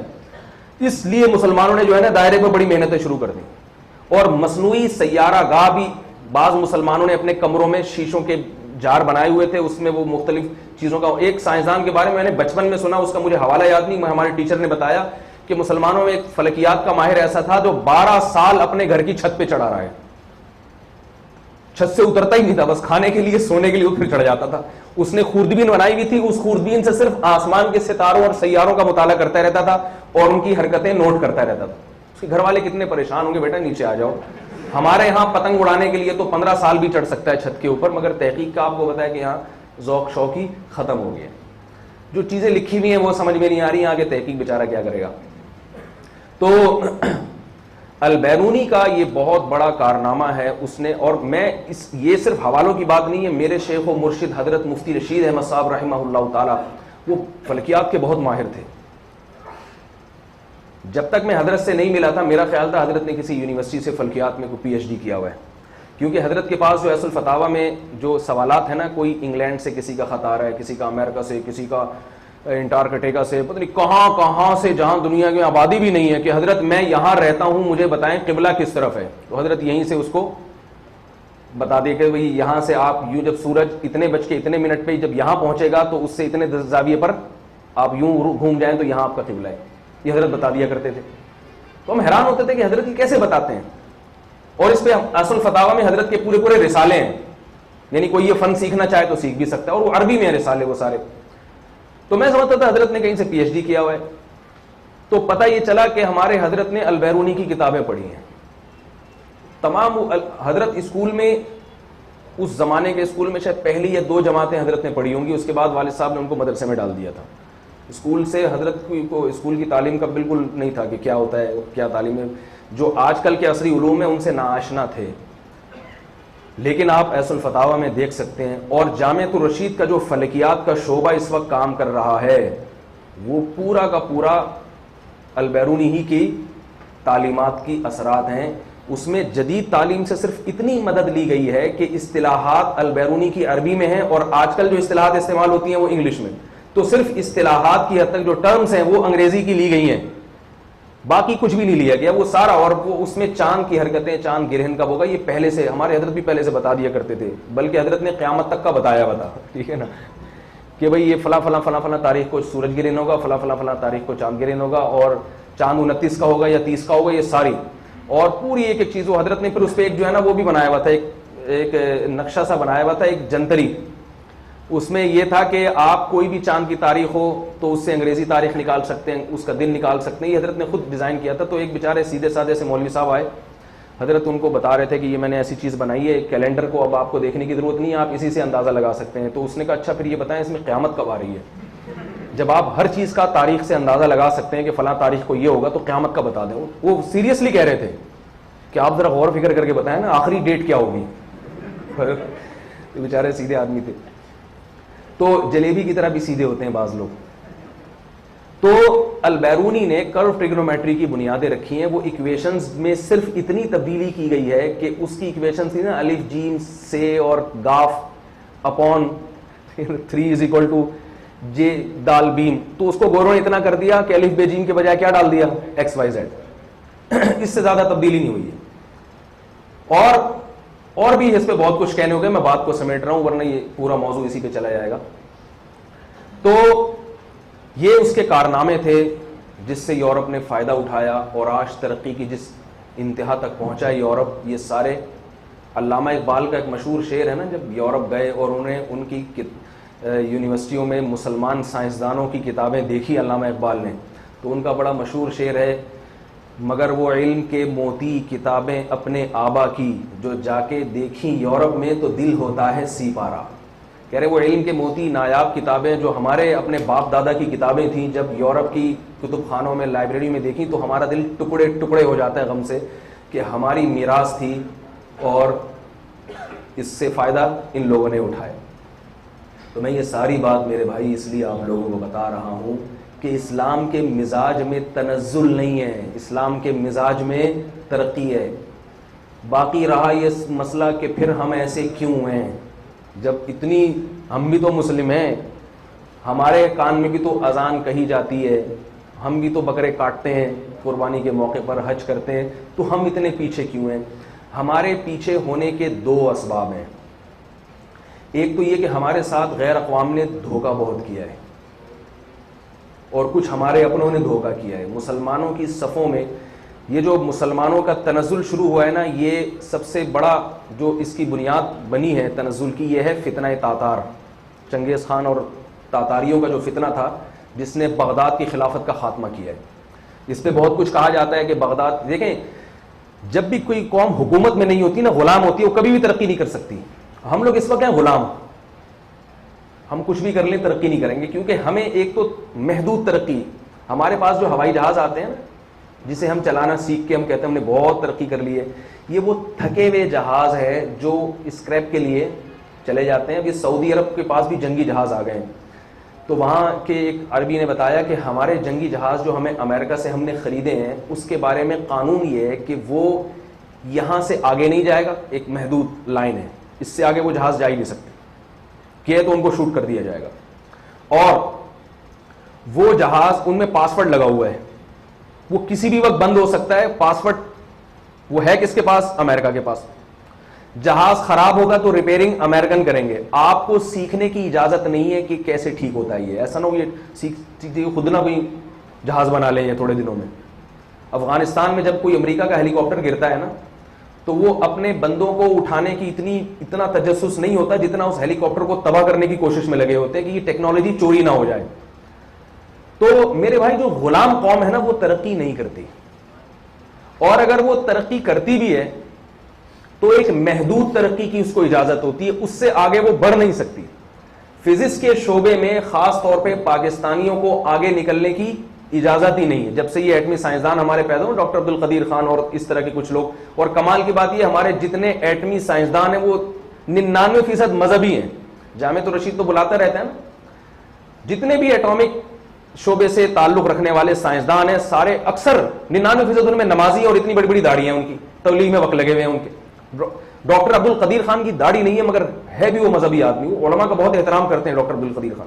حضرت مفتی نظام الدین شامزئی شہید رحمۃ اللہ علیہ سے بہت گہرا تعلق تھا ڈاکٹر عبدالقدیر خان کا, اور ڈاکٹر عبدالقدیر خان کے جامعۃ الرشید سے بھی ٹیلی فونک رابطے رہتے ہیں, سلام دعا اور علماء کی عزت. اس سے پتہ چلتا ہے نا کہ ایک آدمی مذہبی سوچ کا حامل ہے. تو جامعۃ الرشید میں جب بھی ان حضرات کا بیان ہوا ہے نا تو ہمارے طلبہ نے کہا کہ ہمیں ایسا لگ رہا تھا کہ حاجی عبدالوہاب صاحب کا بیان ہو رہا ہے. بیان کا موضوع سائنس تھا, لیکن جو ان کا بیان کرنے کا انداز اور جو بیان کے دوران وہ اللہ کی قدرت کو جس طرح سے ثابت کرتے ہیں انہی سائنس کے ذریعے, تو اس سے ایسا لگتا ہے کہ یہ توحید کی دعوت دینے کے لیے آئے ہیں. یہ ایک اچھی بات ہے کہ ہمارے ملک میں جو سائنس کے شعبے سے تعلق رکھنے والے اوپر لیول کے لوگ ہیں, خاص طور پہ ایٹامک اس سے تعلق شعبے سے تعلق رکھنے والے, یہ زیادہ تر دینی اور مذہبی لوگ ہیں. لیکن اب کچھ دنیا نے قوانین ایسے بنا دیے ہیں کہ آپ فزکس کے شعبے میں ایک حد سے آگے جا نہیں سکتے. اب مستقبل میں ایٹمی سائنسدان پیدا ہونا بڑا مشکل کام ہے. تو ہمارے لیے قانون سازی, ہم ہی پٹ بھی رہے ہیں اور دہشت گردی کے الزام بھی کس پہ ڈالے جا رہے ہیں؟ ہمارے اوپر ڈالے. ان کے دن کو مارو بھی, دھنائی بھی لگاؤ, بولو انہوں نے ہی کیا ہے, اسی نے کیا. یہ آپ نے دیکھا ہوگا پولیس میں جب کوئی آدمی کسی کو مار کے آتا ہے نا, ٹھکائی لگائے, تو اصول یہ ہے کہ اپنے کپڑے پھاڑ کے 2-4 جگہ سے اپنے آپ کو کاٹ کے تھانے میں پہنچ کے پہلے ہی FIR کٹوا دو. تو یہ بین الاقوامی اصول ہے یہ کہ مارو کوٹو, اس کی ایسی کی تیسی کر دو اور پھر مظلوم بن کے رونا شروع کر دو, بولو اس نے کیا ہے, اس نے مارا ہے. یہ ہو رہا ہے مسلمانوں کے ساتھ. تو ایک وجہ تو کیا بنی تھی؟ مسلمانوں کی حکومت کا خاتمہ. جب ظاہر, اور یہ جو بغداد کی خلافت کا سقوط ہوا ہے اس میں بہت کچھ کہا جاتا ہے کہ یہ اس لیے ہوا تھا کہ مسلمان ایسے ہو گئے تھے, مسلمان ویسے ہو گئے تھے, یوں ہو گئے تھے. یہ غلط ہے 100%. آپ تاریخی حقائق کو اگر پڑھیں تو اس کی بنیادی وجہ یہ تھی کہ مسلمانوں کا جو خلیفہ تھا اس خلیفہ کے ایک بہت ہی رائٹ ہینڈ بنا تھا ایک جاسوس جو رافضی تھا.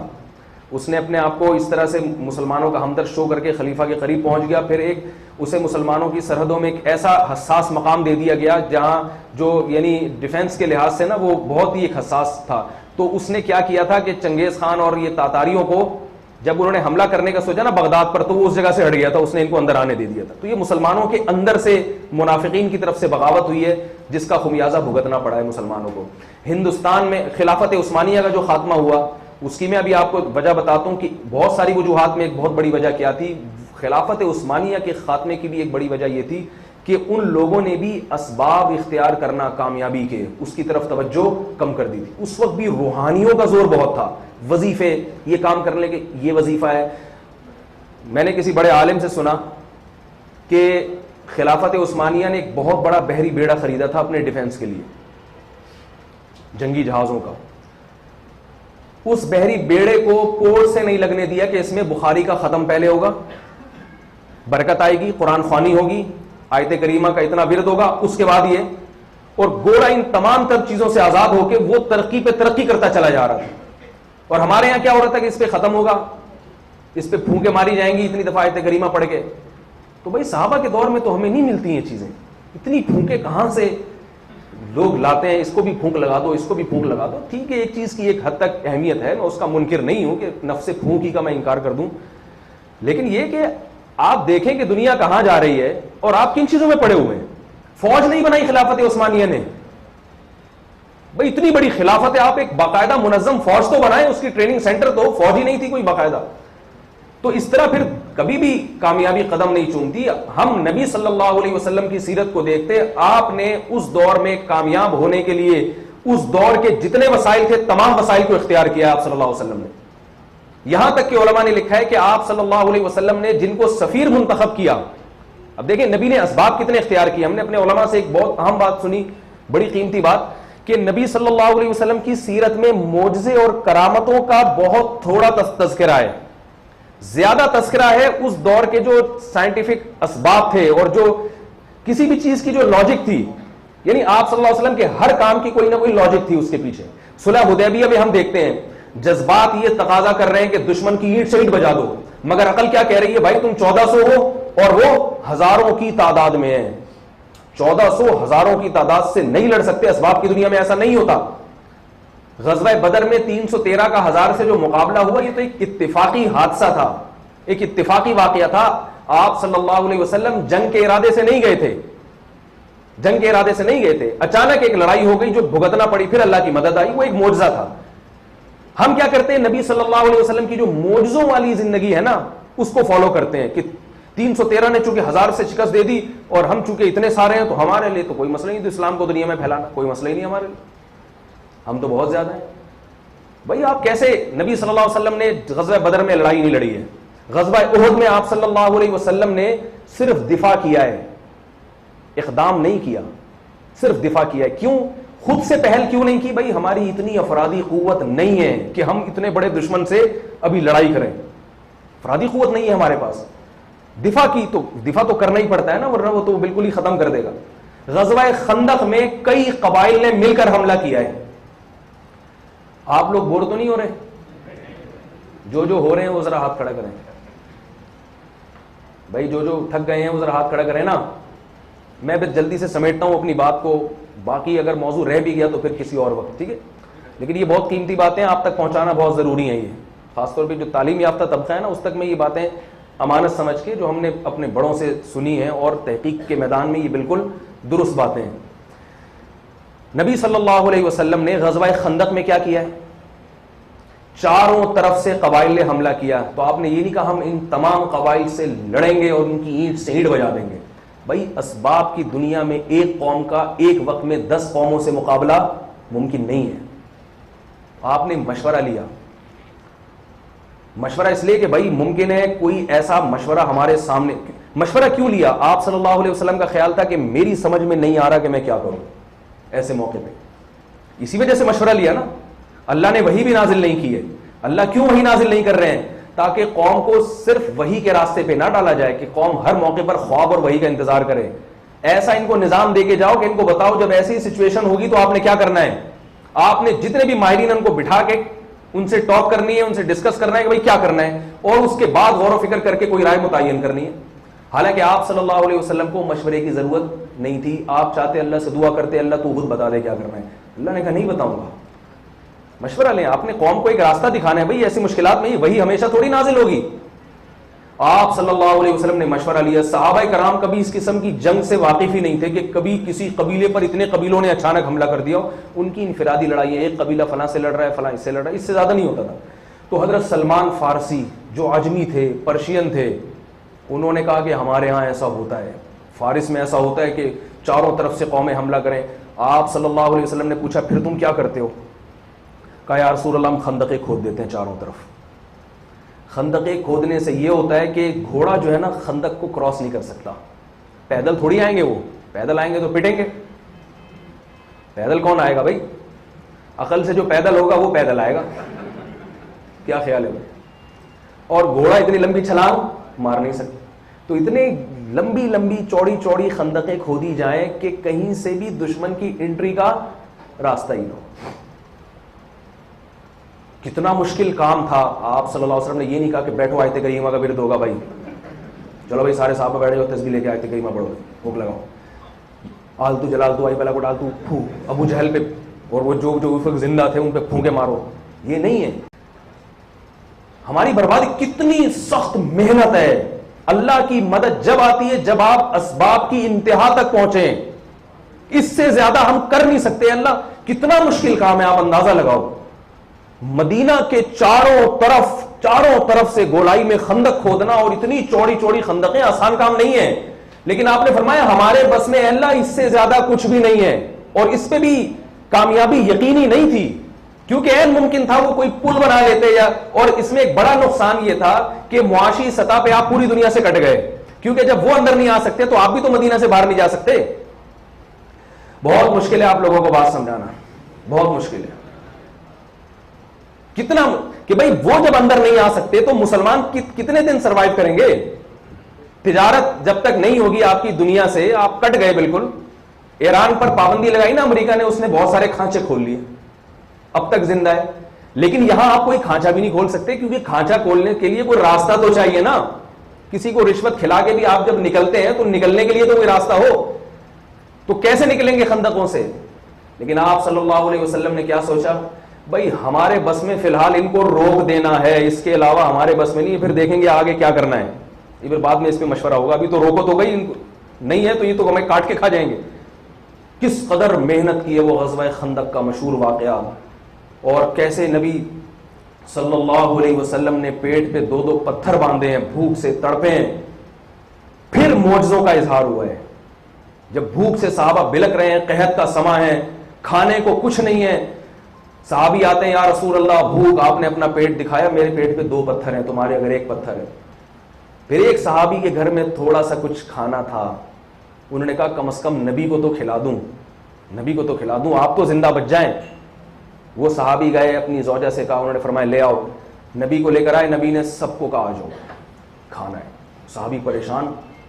پھر معجزے کا اظہار ہوا, اللہ کی مدد آئی ہے کہ وہ آپ نے فرمایا کہ دیگچی سے ڈھکن نہ ہٹانا اور برتن میں نکالتے رہنا, نکالتے رہو نکالتے رہو نکالتے رہو, سب نے سیر ہو کے کھایا ہے.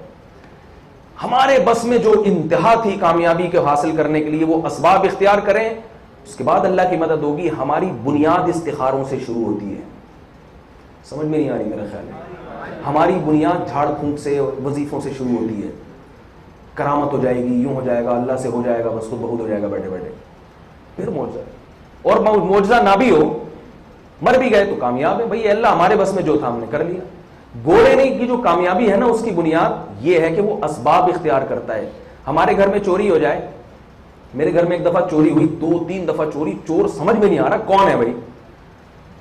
میں ہوں, میرے گھر والے ہیں, مجھے پتا ہے بھائی, اطمینان تھا کہ ان میں سے کوئی بھی چور نہیں ہے, لیکن کیوں کہاں سے غائب ہو رہے, ادھر پیسے رکھو ادھر غائب. اب گورا ہوگا نا, گورا, وہ کہے گا بھائی کوئی ہے, کچھ کیمرے لگاؤ خفیہ, یا کوئی اس پہ غور کرو.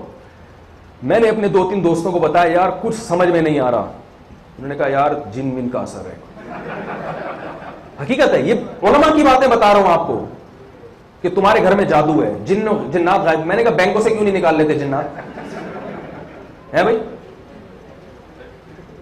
تو پھر انہوں نے مجھے لاجک پیش کی کہ جن جو ہے نا بٹوے کے نیچے پیسے رکھے ہوئے ہو نا, کوئی چیز پیسوں کے اوپر, اس سے نہیں نکالتا یہ جن کی. میں نے کہا جن کیوں, جن کا بچہ ہے وہ, اس کو بٹوائیے, نیچے سے نکال سکتا ہے, اوپر سے, یہ کوئی بات ہے. اب دیکھو اس سے کیا ہوتا ہے کہ اصل جو چور ہے نا وہ خوش ہوگا. تو میں نے کہا میں چھوڑوں گا نہیں, وہ چور ہے. پھر مجھے پتا چلا کہ جس کمبخت کو خالی گھر میں جب میں نگرانی کے لیے بٹھا کے جاتا تھا نا کہ دیکھنا کوئی چور تو نہیں آ رہا, وہی چور تھا سالا.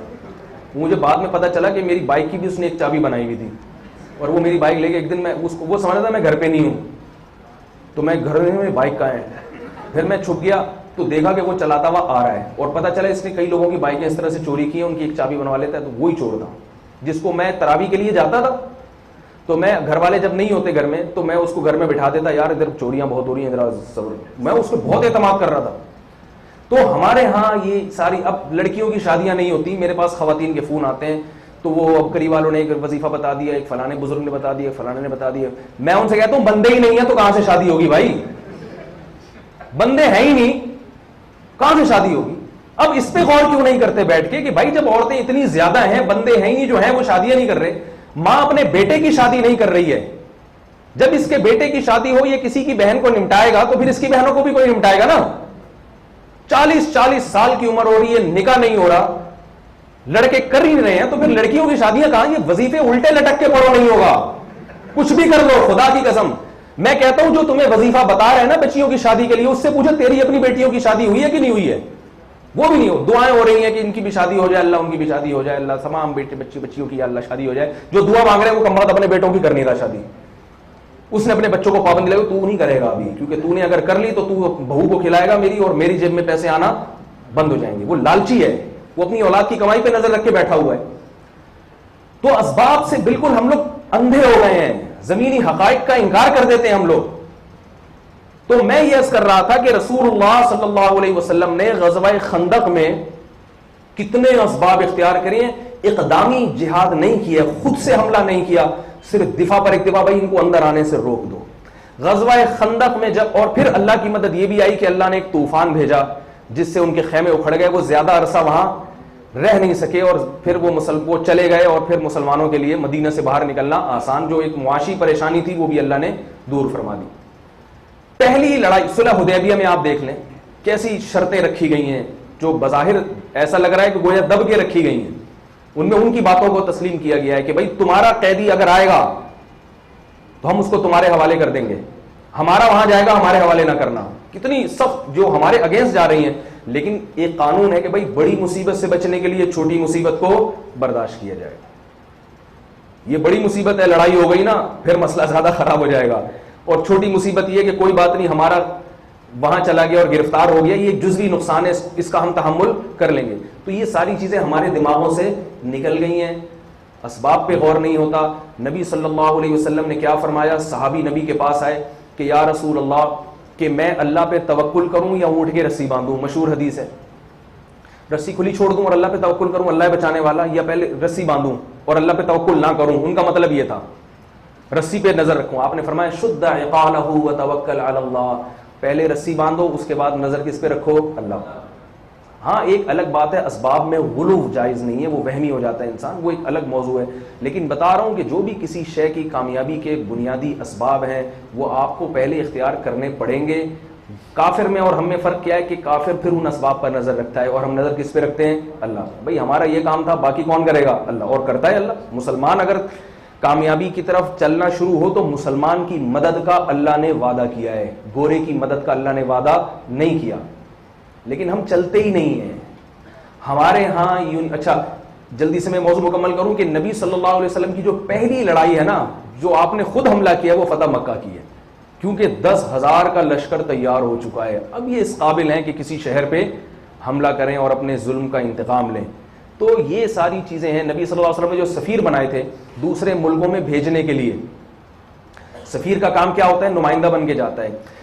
علامہ ابن کثیر رحمہ اللہ نے یہ بات لکھی ہے کہ نبی صلی اللہ علیہ وسلم نے جن کو بھی دوسرے ملکوں کے لیے سفیر بنایا, ان میں 2 چیزیں سب میں کامن تھی. ایک, قد کاٹ اور شکل و صورت سب کی اچھی تھی. دوسرا, بولنے میں سب کو ملکہ تھا. کیوں؟ اس لیے کہ اس کا اثر پڑتا ہے سامنے والے پر. آپ نے کسی ملک کے لیے, نبی صلی اللہ علیہ وسلم نے کسی ملک کے لیے کسی صحابی کو سفیر بنا کے بھیجا, وہ صورت کے اچھے نہیں ہیں, تو اس سے وہ کیا ہوگا, متاثر نہیں ہوگا. یہ چیزیں اسباب کی دنیا میں آتی ہیں نا, اثر پڑتا ہے. مشہور صحابی ہے نا, غالباً حضرت دحیہ کلبی رحمہ اللہ ان کا نام تھا. نبی صلی اللہ علیہ وسلم کے سفیر تھے, یہ دوسرے ملکوں میں جا کے بادشاہوں سے بات کرتے, اتنے خوبصورت تھے, اتنے اٹریکٹیو تھے, بات کرتے تھے نا آنکھوں میں آنکھیں ڈال کے, تو وہ ویسے ہی اس پر روب اتنا آ جاتا تھا, اور بات کا انداز بہت اچھا تھا, ان کا فصاحت و بلاغت بہت تھی. اب آپ نے اپنے ملک کے سفیر کے لیے کسی کو بھیجا, وہ بیچارہ حقلاتا ہے, حقلانا ایک قدرت کی طرف سے, میں کسی کا مذاق نہیں اڑا رہا, لیکن وہ بات 2 منٹ کی بات کو آدھے گھنٹے میں جا کے ادا کرے گا, اور جو کہنا تھا اس کے علاوہ کچھ اور کہہ کے آ جائے گا. جیسے رپورٹیں لکھواتے ہیں نا لوگ, تھانے میں جو رپورٹ لکھوانی پڑتی ہے نا, تو وہ پورے لفظ ب لفظ لکھوانی پڑتی ہے. آپ یوں آیا تھا چور نے, یوں کیا تھا, پھر یوں کیا تھا, وہ قانونی زبان میں ہوتی ہے. تو ایک دیہاتی کے گھر میں بھینس چوری ہو گئی, وہ کسی پولیس والے کے پاس گیا, بھائی میری بھینس چوری ہو گئی, چور آیا اور یہ ہوا اور وہ. تو پولیس والے نے کہا ایسے نہیں ہوتی رپورٹ, اس کے لیے باقاعدہ لگے بندے الفاظ ہوتے ہیں, ٹھیک ہے, چور آیا ہوں, بھینس چوری ہو گئی, ایسا نہیں ہوتا. رپورٹ میں پورے الفاظ, جاؤ تھانے میں یہ الفاظ لکھوا کے. اس نے کہا کیا الفاظ؟ اس نے کہا رات کے 12 بج رہے تھے, ستارے ٹمٹما رہے تھے, کتے بھونک رہے تھے, چور آیا, بڑی چابک دستی اور پھرتی کے ساتھ اور خفیہ طریقے سے اس نے دروازہ کھولا, رسی کھولی اور بھینس کو نکال کے لے گیا. یہ ہوتی ہے رپورٹ. بیچارہ دیہاتی کو تھوڑی بولنا آتا ہے, اتنی اچھی اردو بھی نہیں ہے اس کی. اب وہ الفاظ یاد کر رہے, رات کے 12 بج رہے تھے, چور آیا, ستارے ٹمٹما رہے تھے, کتے بھونک رہے تھے, یہ ساری چیزیں رٹ رٹا کے وہ گیا. اب وہ تھانے میں جا کے اس کے اعصاب ڈھیلے ہو گئے رپورٹ کرواتے, بھول گیا. کہہ رہے ہیں ابھی رپورٹ, کہہ رہے ہیں رات کے 12 بج رہے تھے, کتے چمک رہے تھے, ستارے بھونک رہے تھے. رات کے 12 بج رہے تھے, کتے چمک رہے تھے, ستارے بھونک رہے تھے. بھینس آئی, دروازہ کھولا, چور کو اٹھا کے لے گئے. اب پولیس والا حیران ہے, بھائی کیا بول رہا ہے بھائی, وہ کیا رپورٹ لکھے گا. تو جس میں بلاغت نہیں ہے, جسے بولنے کا سلیقہ نہیں آتا, ایسا نہیں ہے کہ نبی نے ایسے صحابی کو منتخب کیا جن کو زیادہ اچھا بولنا نہیں آتا, مگر استخارے میں چونکہ یہ والے نکلے ہیں. نہیں آئی بات سمجھ. 4 صحابہ ہیں جن کو سلیکٹ کیا جا رہا ہے روم بھیجنے کے لیے, گوروں سے. روم جو ہے نا, یہ انگریز رومیوں کی یہ ہے, یہ پہلے رومی کہا جاتا تھا ان کو. جارج بش سے جو ہے نا, اس زمانے کا جو بھی بش ہوگا یا اس زمانے کا جو بھی کلنٹن ہوگا, اس سے بات کرنے کے لیے نبی صلی اللہ علیہ وسلم نے 4 آدمیوں کو منتخب کیا, ان میں سے کس کو بھیجوں. تو آپ نے صحابہ سے کہا بھائی تم بھی استخارہ نکالو, جس پہ زیادہ استخارہ. ایسا نہیں ہے. آپ نے دیکھا شکل و صورت کا, قد کاٹ کا کون اچھا, اٹریکٹیو کون ہے. جب نمائندہ بن کے جائے گا پتہ چلے گا بھائی کسی کا کوئی سفیر آ رہا ہے, کہ وجاہت ہو اس میں. بات کرنے کا سلیقہ کس میں زیادہ اچھا ہے, کون بہترین انداز سے بات کرتا ہے, بولتا ہے. تو ایسے لوگوں کو آپ صلی اللہ علیہ وسلم نے سلیکٹ کیا ہے. ان میں غالباً اگر میں نام نہیں بھول رہا تو حضرت دحیہ کلبی رحمہ اللہ ہیں رضی اللہ تعالیٰ عنہ, ان کو اتنے خوبصورت تھے کہ حضرت عمر رضی اللہ تعالیٰ عنہ نے مدینہ میں ان کو چہرہ کھول کے گھومنے پر پابندی لگا دی تھی. عورتیں فتنے میں پڑ جاتی تھیں ان کو دیکھ کے, اتنے اٹریکٹیو تھے وہ. ایسا خوبصورت جسم ان کا, اور قد کاٹ اور شخصیت اتنی اٹریکٹیو تھی کہ مدینہ میں گھومتے تھے. حضرت عمر کو ڈر تھا کہ یہ جو ہے نا عورتیں فتنے میں مبتلا نہ ہو جائیں. ہمارے جامع الرشید میں ایک ایرانی طالب علم پڑھتا تھا, بڑا خوبصورت تھا وہ, سفید رنگ اس کا اور کالے بڑا. اب آپ کو زیادہ نہیں بتاؤں گا کہ آپ لوگ کا دماغ کہیں اور نہ چلا جائے. تو وہ کیا تھا کہ قریب میں ایک کچی آبادی تھی. اس کچی آبادی میں مجبوری میں نا دارالفتہ کی جگہ چھوٹی پڑ گئی تھی, تو طلبہ کو دوپہر سونے کے لیے جگہ نہیں تھی. تو حضرت نے وہاں قریب میں مجبوری میں کچی آبادی میں ایک کمرہ لے لیا کہ بھئی چلو دوپہر یہاں جا کے سو جایا کریں گے. تو حضرت نے اس سے کہا کہ بھئی دیکھیں نظر جھکا کے جایا کریں, کیونکہ بد نظری کا خطرہ بہت ہوتا ہے, اور دائیں بائیں عورتیں بھی کھڑی ہوتی ہیں وہاں پہ. تو پھر حضرت نے ایک دن کہا کہ میں جو آپ کو کہتا ہوں نا منہ نیچے کر کے اور چپکے سے گزرے جایا کریں, اس لیے نہیں کہ مجھے آپ کے بارے میں ڈر ہے کہ فتنے کا اندیشہ ہوگا, مجھے ان عورتوں کے بارے میں ڈر ہے کہ آپ کو دیکھ کے کہیں فتنے میں مبتلا نہ ہو جائیں. تو اتنے خوبصورت تھے نبی صلی اللہ علیہ وسلم کے سفیر حضرت یوسف علیہ السلام. خدا نہ خواستہ یہ مطلب نہیں ہے بھائی کوئی خوبصورت نہیں ہے تو وہ ناکام آدمی ہے. میں ایک بتا رہا ہوں کہ صحابہ میں حضرت بلال حبشی بھی تو ہیں, کامیاب ترین تھے, لیکن جس کامیابی کے لیے جو چیز جو ظاہری اسباب ہیں, آپ نے دیکھا گورے نے جو فوج کا نظام بنایا نا, کمیشن آفیسر بھرتی ہونے کے لیے چھوٹے قد کا آدمی نہیں چلتا فوج میں. یہ گورے کی سوچ ہے. اس کو پتا ہے کہ آفیسر لیول کی جو آدمی کام کرے گا نا, اس کی ایک باڈی کا ایک جو ہے نا ایک ایسا اس کا ایک اسٹرکچر ایسا ہونا چاہیے کہ اس کی ایک وجاہت ہو, ورنہ اس کے ماتحت فوجی اس کی اطاعت نہیں کریں گے. یہ گورے کا قانون ہے اور بڑا زبردست قانون ہے. یہ اس کی بنیاد مسلمانوں میں ملتی ہے. آج ہمارے ہاں اگر سلیکشن ہو, ہم کیا دیکھیں گے؟ آپ کو ایک بات بتاؤں کہ فقہائے کرام نے یہ قانون, یہ عقیدے کی کتاب میں یہ بات لکھی ہے کہ مسلمانوں کا جو جنگی کمانڈر ہے اس کی جب سلیکشن کا وقت آئے گا کہ کس کو جنگی کمانڈر بنایا جائے, ایک ان میں وہ ہے جو فائٹر ہے, اس کو دنیا کے نقشوں کا, دنیا کی چالوں کا اور دشمن کی چالوں کا پتہ ہے, اس نے پڑھی ہے یہ ساری چیزیں. اور ایک وہ ہے جو تہجد گزار ہے, نیک ہے, پرہیزگار ہے, کبھی اس کی تکبیر اولا فوت نہیں ہوتی, لیکن اس کو جنگی امور کا تجربہ نہیں ہے. عقائد کی کتابوں میں یہ بات لکھی ہے کہ جسے جنگی امور کا تجربہ ہے وہ فاسق فاجر ہو کے بھی مسلمانوں کی فوج کی قیادت کرنے کا اہل ہے, اس کو بنایا جائے گا. بہت مشکل ہے سمجھانا بھائی, بہت مشکل ہے سمجھانا. کہا کہ وہ تہجد گزار اور پرہیزگار جو نماز, کیونکہ ہم نے اس کو فوج کا کمانڈر بنا کے نماز نہیں پڑھوانی اس سے, ہم نے کمانڈ پر دشمن سے لڑنا ہے. تو جو فائٹر ہے, جو لڑنے کے قابل ہے, اس کی میں اکثر مثال دیتا ہوں کہ آپ کا کسی سے پھڈا ہو رہا ہے, آپ 2-4 گنڈوں کو بلاؤ گے کہ نہیں بلاؤ گے؟ یا آپ بولو گے یار ان کا بھی 4 مہینے میں وقت لگا ہوا ہے, اس کا بھی اس کے سیروزے لگے ہوئے ہیں, اس کو لڑنا نہیں آتا, لڑنا ورنا نہیں آتا. ساری زندگی اچھے امن اور شانتی کے ساتھ گزاری ہے اس نے, پیس لونگ آرگنائزیشن کا یہ چیئرمین رہا ہے, اور یہ اس میں یہ 4 مہینے یہ آئے گا، تو بھائی نہیں آئے گا، وہ نہ تو آئے گا، اور آئے گا تو خود بھی پٹے گا، آپ کو بھی پٹوائے گا. ایسے موقع پہ میں نے اچھے لوگوں کو دیکھا ہے جن کے 4 مہینے لگے ہوئے ہیں نا، وہ بھی 2-4 غنڈوں کا نمبر رکھتے ہیں. ہمارے محلے میں ایک تاجر ہیں، تبلیغ میں بہت وقت لگاتے ہیں، وہ تجارت ایسے کرتے ہیں، انویسٹمنٹ بہت کرتے ہیں. میں نے ان سے ایک دفعہ کہا، میں نے کہا انویسٹر کے لیے واپس پیسہ نکلوانا یہ تو آج کل بڑا مشکل کام ہے، لوگ تو کھا جاتے ہیں، تو آپ یہ واپس کیسے پیسہ نکلواتے ہیں؟ کون سا وظیفہ ہے جو آپ پڑھتے ہیں؟ انہوں نے کہا میں نے موبائل میں میرے نمبر ہیں، 5-6 محلے کے گنڈے ہیں جن کو میں نے کمیشن دیتا ہوں اس بات کا کہ یار ادھر میری 1 لاکھ روپے پھنسا ہوا ہے، ذرا 5,000 تیرے کمیشن ہے، نکلوا کے لے آ. کہہ رہے وہ جاتا ہے، اسے نہ پھوک لگانے کی ضرورت ہے، نہ کوئی تعویذ دکان میں رکھنے کی ضرورت ہے. وہ جب جا کے بات کرتا ہے، اپنا تعارف کرواتا ہے، تو وہ کہتا ہے 1 لاکھ روپے یہ اور 10,000 روپے یہ پان گٹکے کے میری طرف سے اضافہ. ٹھیک ہے نا؟ ایسے لوگ رکھے. اسباب کی دنیا ہے، تو اسباب اختیار کریں گے، اس کے بعد نظر کس پہ ہوگی؟ اللہ پہ. نظر بھی اللہ پہ رکھنی ہے، اسباب پہ نظر ہے، کیونکہ اللہ اسباب کو فیل کرنا چاہے. یہ جو ٹائٹینک تھا، وہ جو گرا تھا سمندر میں، کیا نام تھا اس جہاز؟ اس کے بارے میں نے ایک بحری جہاز کے کپتان ہی سے سنا، ہمارے ماموں ہیں بحری جہاز کے کیپٹن ہیں، ان کے حوالے سے لے دے رہا ہوں کہ وہ زیادہ ان چیزوں میں ظاہر ہے وہ ساری زندگی سمندر میں گزری. وہ کہنے جب اس نے یہ جہاز بنایا تھا نا، ٹائٹینک جو جہاز بنا تھا، تو اس نے اس کو ایسا بنایا تھا کہ یہ ڈوب نہ سکے. بہت اس میں ٹیکنالوجی اس قسم کی استعمال ہوئی ہے، اور اس نے یہ کہا تھا کہ میں نے ایسا جہاز بنایا کہ اس کو خدا بھی نہیں ڈبو سکتا، اور وہ پہلے سفر میں ہی ڈوب گیا. تو میں آپ کو کافر نہیں بنا رہا کہ آپ سب کچھ اسباب کو سمجھیں، یہ مقصد ہرگز نہیں ہے، لیکن یہ مقصد ہے کہ یہ جس روحانیت کے دلدل میں پھنسے ہوئے ہیں نا، جو ٹوپی ڈرامے والی روحانیت ہے، اور ایک تو اصل روحانیت ہے جو مذہب نے بتائی ہے، یہ والی اس سے نکلیں، اس دلدل سے. تو نبی صلی اللہ علیہ وسلم نے پھر مکہ پہ حملہ کیا. آپ صلی اللہ علیہ وسلم نے جنگی کمانڈر جن صحابہ کو بنایا، دیکھو حضرت بلال رضی اللہ تعالی عنہ کی قربانی زیادہ تھی، کیا خیال ہے؟ پتھروں پہ لٹایا گیا، اسلام بھی پہلے لائے تھے. حضرت خالد بن ولید بہت دیر سے اسلام لائے ہیں، ان کی قربانیاں کم ہیں، بلکہ مسلمانوں کو نقصان پہنچانے میں جتنا حضرت خالد بن ولید کا کردار ہے اتنا کسی کا نہیں ہے. غزوہ احد میں شکست مسلمانوں کو ہوئی ہے حضرت خالد بن ولید کی وجہ سے، لیکن حضرت خالد بن ولید نے جیسے اسلام قبول کیا، آپ صلی اللہ علیہ وسلم نے ان کو جنگ کا کمانڈر بنا دیا. حضرت بلال کو نہیں بنایا.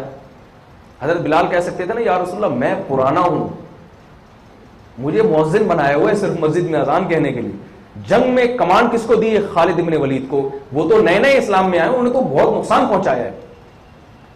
اسی وجہ سے کہ بھائی دیکھو ان کو تجربہ ہے، تمہیں تجربہ نہیں ہے. انہوں نے ہمیں جو نقصان پہنچایا نا جنگ میں، ہماری جیسی طاقتور جماعت کو، اور اتنی جس میں اللہ پہ توکل حوصلہ، جو ہمیں شکست دے سکتا ہے جب وہ ہماری فوج کا کمانڈر بنے گا، اور اللہ پر اعتماد، توکل اور جنت کی خوشخبری، یہ ساری چیزیں اس کے سامنے ہوں گی، تو پھر دشمن کی کیسے ہیٹ سیٹ بجائے گا وہ. تو یہ بھی ایک اسباب تھے جو آپ صلی اللہ علیہ وسلم نے اختیار کیے. تو مسلمانوں کا جو تنزل شروع ہوا ہے، اس کی ایک وجہ کیا ہے میرے بھائی؟ خلافتوں کا خاتمہ، اور یہ ان دلدلوں میں پھنسنا، اس وقت کی کامیابی کے جو اسباب تھے ان کو اختیار نہ کرنا. یہ پوری تفصیل میں آپ کو اس لیے بتا رہا ہوں کہ آپ لوگوں کے دماغ میں جو یہ خناس بھسا ہوا ہے نا، گھسا ہوا ہے کہ یہ مذہبی لوگ اور یہ اسلام ہے جو ترقی کا سے رکاوٹ کا سبب ہے، یہ دماغ سے نکال دیں. ترقی کی بنیاد ہی کس نے رکھی ہے؟ اسلام نے. اور یاد رکھو جو بیج بنانا مشکل ہے یا درخت بنانا؟ بیج کو بنانا بڑا مشکل ہوتا ہے، درخت بنانا آسان ہے.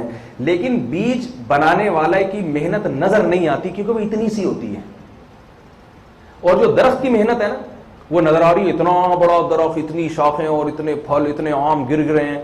تو بنیاد کسی بھی علم کی رکھنا یہ مشکل ہوتا ہے، مگر وہ بنیاد نظر نہیں آتی. مسلمانوں نے سائنس کی بنیاد رکھی ہے، جو مشکل ترین کام انہوں نے کیا ہے. آگے گورا پھل کھا رہا ہے، اس سے شاخیں، تو ہمیں وہ تربوز اور وہ کیلے اور وہ ناشپاتیاں نظر آ رہی ہیں، تو یہ سارا کریڈٹ ہم ان کے کھاتے میں ڈال رہے ہیں، نظر وہ آ رہا ہے ہمیں، اور وہ جو جڑ تھی وہ ہمیں نظر نہیں آ رہی کیونکہ وہ تو زمین کے اندر ہے. تو یہ میں گوروں کی نفی مقصد نہیں ہے، ان کی جو علمی محنتیں، ان کی کاوشیں، اس کی انکار نہیں ہے.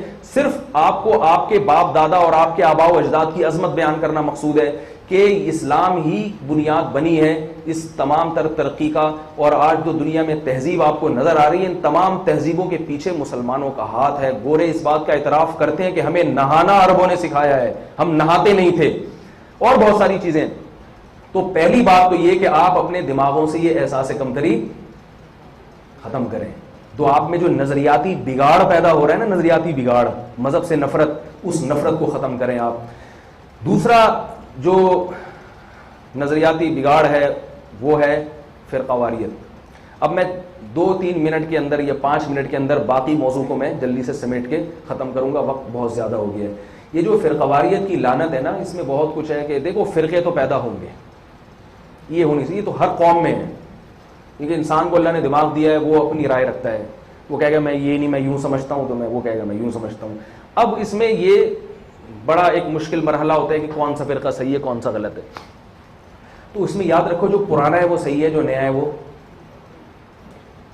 ساشے پیش کر کے جا رہا ہوں آپ کے سامنے، حق اور معیار کے تھرمامیٹر۔ ہمارے ایک دوست تھے، انہوں نے کہا کہ پشاور میں ہمارا مسلک بہت تیزی سے پھیل رہا ہے۔ تو وہ ایک صاحب نے فوراً کہا کہ یار پشاور میں اسلام تو محمد بن قاسم کے دور میں آ گیا تھا، اب کیا چیز پھیل رہی ہے؟ وہ جو اسلام آیا تھا وہ کیا تھا؟ غامدی کے نظریات آپ کو اس 15ویں صدی میں ملیں گے، 1200-1300 سال میں غامدی کے نظریات والا آپ کو کوئی بھی نہیں ملے گا۔ تو یہ سب گھاس کھا رہے تھے کیا؟ غامدی صاحب کہتے ہیں میں صرف قرآن کو مانتا ہوں۔ اگر آپ قرآن کو مانتے تو آپ ان تمام کی نفی نہ کرتے، کیونکہ قرآن کے الفاظ ہیں مَن یُشَاقِقِ الرَّسُولَ مِن بَعْدِ مَا تَبَيَّنَ لَهُ الْهُدَىٰ وَيَتَّبِعْ غَيْرَ سَبِيلِ الْمُؤْمِنِينَ، جو مسلمانوں کے راستے کو چھوڑ کے چلے گا ہم اس کو جہنم کے راستے کی طرف لے کے جائیں گے۔ تو اللہ نے بتا دیا کہ مسلمان من حیث القوم گمراہی پہ جمع نہیں ہو سکتے۔ آپ نے ایسے نظریات پیش کیے ہیں جو تمام فقہا، تمام محدثین کی نفی کر رہے ہیں، اس کا مطلب عامۃ المسلمین کے راستے سے آپ ہٹ گئے۔ تو ایک آپ کو میں ایک یعنی ایک کرائٹیریا حق اور باطل کو ناپنے کا ایک مختصر، ورنہ تو پھر بڑی بحث ہے نا، یہ حدیث صحیح ہے یہ ضعیف ہے۔ آپ کہہ دو گے یہ حلوے کھانے اسلام میں جائز نہیں ہے، وہ کوئی حدیث پیش کر دے گا کہ وہ فلاں کتاب کے فلاں صفحے کے حاشیے پہ نیچے کسی نے لکھا ہوا ہے کہ شب برات میں حلوے کھانا حضرت حسین کی سنت ہے، معاذ اللہ کچھ بھی لکھ دے گا۔ اب لوگ پھر ہمیں واٹس ایپ پہ بھیجتے ہیں کہ یہ جو لکھا ہے اس کی یہ حدیث صحیح ہے غلط ہے۔ اب ہم بیوقوف حدیث کی کتابیں تلاش کر رہے ہیں بیٹھ کے، پہلے تو پتہ نہیں وہ کتاب ہے نہیں ہے، پھر ہے تو اس کے حاشیہ، ایک حدیث ابھی حل کی ہے واٹس ایپ پہ دوسرا مسئلہ آ گیا کہ وہ آج ہماری یونیورسٹی میں ایک صاحب آئے ہوئے تھے، وہ لوگوں کو یہ کہہ رہے تھے کہ یہ جتنے مولوی ہیں سارے غلط ہیں، اور یہ جو ہے نا اصل میں حدیث میں یوں آتا ہے، قرآن میں یوں آتا ہے۔ اب وہ واٹس ایپ پہ اگلا مسئلہ، 600 700 750 مسائل ابھی بھی میرے پاس واٹس ایپ میں پڑے ہوئے ہیں، اور 750 مسائل کا مطلب یہ نہیں کہ 750 مسئلے ہیں، بلکہ 750 لوگوں کی جو یعنی جو میسج آئے ہیں وہ ہیں، آڈیو اور جو ٹیکسٹ میسج ہیں، اس میں ایک آدمی نے بسا اوقات 10 بھی لکھے ہوتے ہیں۔ تو اب علماء اگر اپنی صلاحیتیں اس میں برباد کرتے رہیں گے بیٹھ کے کہ اس نے یہ دلیل دی، پھر اس کا یہ جواب ہے، پھر پٹاخوں کی یہ دلیل ہے، شب برات کی پھر پٹاخے کا یہ جواب ہے، پھر یہ دلیل ہے تو یہ جواب ہے، اس میں ایک درد سر ہے، اس میں علماء کی صلاحیتیں بھی برباد، آپ کی صلاحیتیں بھی برباد ہیں۔ اس کا ایک طریقہ یہ ہے کہ تم یہ نئی فلم جو ریلیز ہو رہی ہے نا، یہ جو نئی فلم ریلیز ہو رہی ہے، اسلام پرانا ہے، کوئی بھی نئی چیز آتی ہے اس پہ رد کرو۔ اور اہل حق کی سب سے پہلی علامت یہ ہے کہ ان کا شجرہ نسب روحانی محمد صلی اللہ علیہ وسلم تک ہونا چاہیے۔ آپ بولیں کہ آپ جو یہ نظریات کی بات کر رہے ہیں، آپ کے روحانی باپ کون ہیں، ان کے دادا کون ہیں، ان کے پردادا کون ہیں؟ نبی صلی اللہ علیہ وسلم جو قرآن لے کر آئے تو قرآن میں آتا ہے کہ نبی نے صحابہ کو قرآن سکھایا، وَيُعَلِّمُهُمُ الْكِتَابَ، نبی نے سکھا، حالانکہ قرآن عربی میں تھا۔ غامدی صاحب جیسے کہتے ہیں نا میں خود سمجھائے، تو صحابہ نے کیوں خود سارا سمجھ نہیں لیا؟ اللہ نے یہ کیوں کہا وَيُعَلِّمُهُمُ الْكِتَابَ، نبی صحابہ کو سکھائیں گے؟ پتہ چلا کہ صحابہ جو عربی دان تھے وہ بھی نبی کے سیکھ کے صحیح طرح سے قرآن پر عمل کر سکتے ہیں، تو تابعین بھی پھر صحابہ سے سیکھیں گے، پھر تبع تابعین نے تابعین سے، یہ سلسلہ آج تک چلا آ رہا ہے۔ ہمارے جتنے علماء ہیں، مدارس ہیں، ان کا سارا سلسلہ الحمدللہ محمد صلی اللہ علیہ وسلم تک ملتا ہے۔ تو جو بھی اس قسم کی چیز آتی ہے نا، آپ اس سے بولو بھائی یہ کون ہے آپ کا، اس سے پہلے وہ نہیں پیش کر سکتے۔ پھر جن کے سلسلے ملتے ہیں ان میں بھی سارے صحیح نہیں ہوتے، لوگ پیش کر دیں گے، پھر ان میں آپ نے دیکھنا ہے اور یہ بات یاد رکھو کہ جو گمراہ ہوتا ہے نا وہ ایک دو چیزوں میں نہیں ہوتا، بلکہ وہ باقاعدہ گمراہی کے راستے پہ نکل پڑتا ہے. بہت زیادہ فرق آ جاتا ہے پھر اس میں، کیونکہ اللہ تعالیٰ باطل کو کبھی پنپنے نہیں دیتے، تو وہ دودھ کا دودھ اور پانی کا پانی اللہ تعالیٰ کر دیتے ہیں. تو یہ دو چار چیزیں جس سے آپ کو حق اور باطل کا پتہ چل سکتا ہے. اور ایک آخری چیز ہے جس پہ بات میں کر کے اپنی بیان کو ختم کروں گا، وہ ہے نوجوانوں میں بے حیائی. یونیورسٹی کی یہاں بیان میں خواتین بھی ہیں کیا؟ اچھا. تو بے حیائی کا یونیورسٹیوں میں، تعلیمی اداروں میں جو ایک طوفان مچا ہوا ہے، یہ بس میری آخری بات ہے، اس کو بہت غور سے، بہت اطمینان سے سنیں، جلد سے جلد سمیٹنے کی کوشش کروں گا. اور میں آپ کو بتا رہا ہوں، میں بات وہ کرتا ہوں جس کی کوئی لاجک ہو.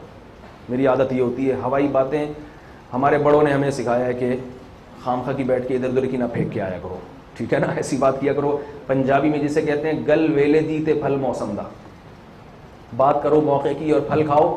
اب دسمبر میں کوئی آم کھا رہا ہے، اسے پاگل خانے میں جمع کرائیں. آپ بولو تمہیں آم کھانے کی زیادہ ضرورت نہیں ہے، تمہیں ٹیبلٹ جو نفسیاتی بیماریوں کے لیے وہ زیادہ آپ شوق سے کھائیں، ٹھیک ہے نا.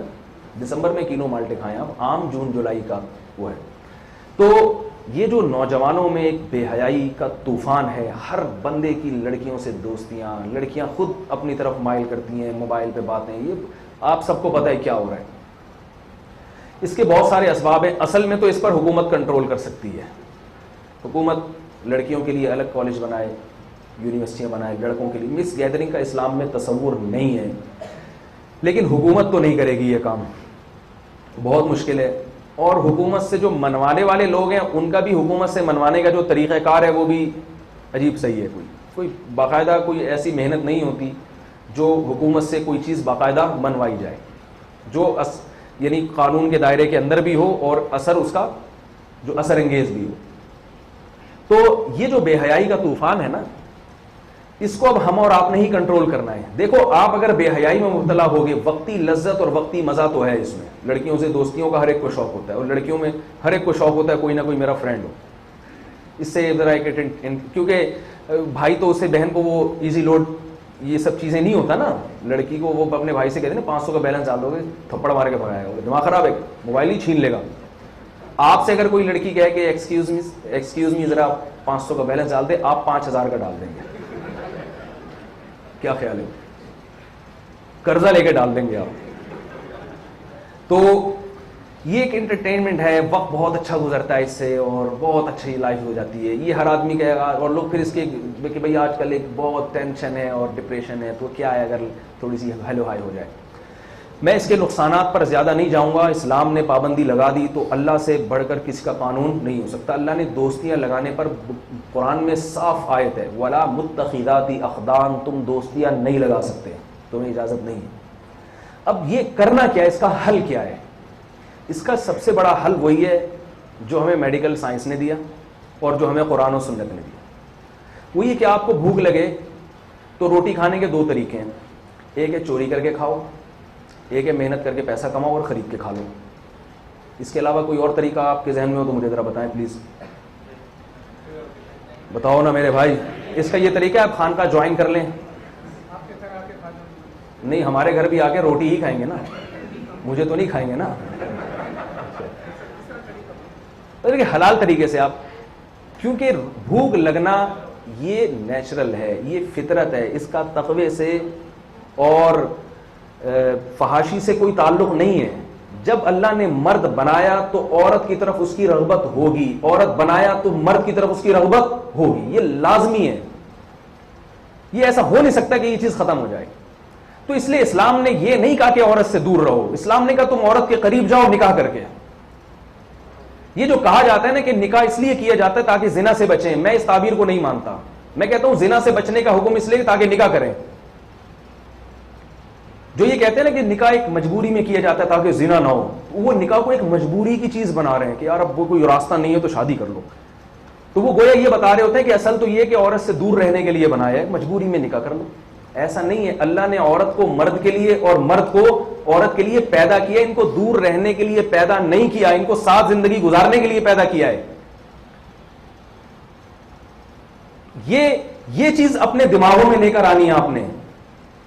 اور یاد رکھو روٹی کا سب سے بہترین وقت کون سا ہے؟ بولو نا بھائی، جب آپ کو بھوک لگے. تو نکاح کا سب سے بہترین وقت وہ ہے مرد کے لیے، وہ ہے جب اس میں عورت کی رغبت پیدا ہو جائے، اور عورت کے لیے وہ جب اس میں مرد کی طرف رغبت، اور یہ بلوغت جب بالغ ہو جاتے ہیں نا اس وقت ہوتا ہے. اسی وجہ سے رسول اللہ صلی اللہ علیہ وسلم نے بالغ ہوتے ہی نکاح کی ترغیب دی ہے. بالغ ہوتے میں کھلی باتیں کرنے کا تھوڑا سا عادی ہوں، اور میں چونکہ نوجوانوں کے حالات دیکھ رہا ہوں، اور ہم بھی آپ ہی کی عمر سے گزرے ہوئے ہیں، اور ابھی گزرے ہوئے زیادہ ٹائم نہیں ہوا. ایسا نہیں ہے کہ کوئی بہت ایجڈ ہوں اور پرانے ایک دفعہ کا ذکر ہے ایسا ہوا تھا. پرانی ابھی کی باتیں لگتی ہیں. ایس ایم سائنس کالج کی ہمیں اپنی، اس میں کیا چھڑے چھاٹ کی کیا ایکٹیویٹیز تھی لڑکوں کی، اور یہ کیا ہو، اور اب تو اس سے اور زیادہ معاملہ آگے بڑھ گیا.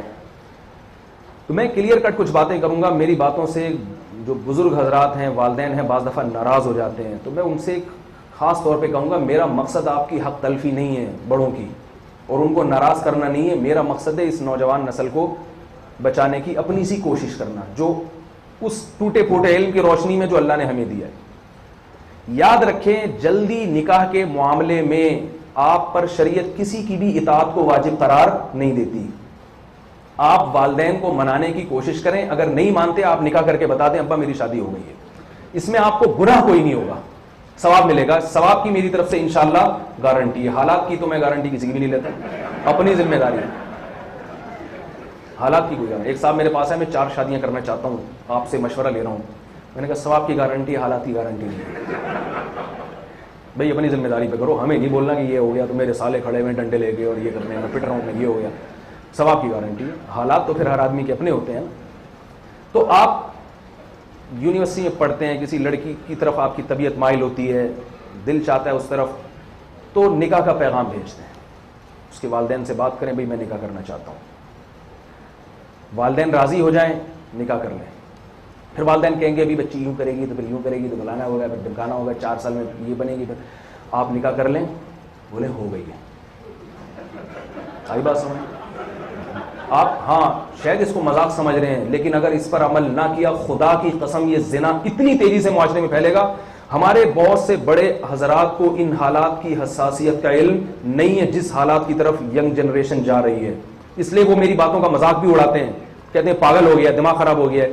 حقیقت ہے کہ ہم پاگل نہیں ہوئے، الحمدللہ ہم پاگل نہیں ہوئے. ہم ان حالات کو دیکھ رہے ہیں جو ہو رہے ہیں. نمازی پرہیزگار لوگ زنا میں مبتلا ہو رہے ہیں، اور بڑے آرام سے ہو گیا، اب توبہ کر لیتے ہیں بڑے آرام سے، کچھ ہوا ہی نہیں، ناک پہ جیسے مکھی بیٹھی تھی اڑا دی انہوں نے. تو بھائی آپ جب ہم نماز پڑھتے ہیں اس لیے کہ اللہ نے ہمیں کہا، ہم کلمہ پڑھتے ہیں اس لیے کہ اللہ نے ہمیں کہا، تو اللہ نے ہمیں نکاح کا بھی کہا ہے جلدی نکاح کرنے کا.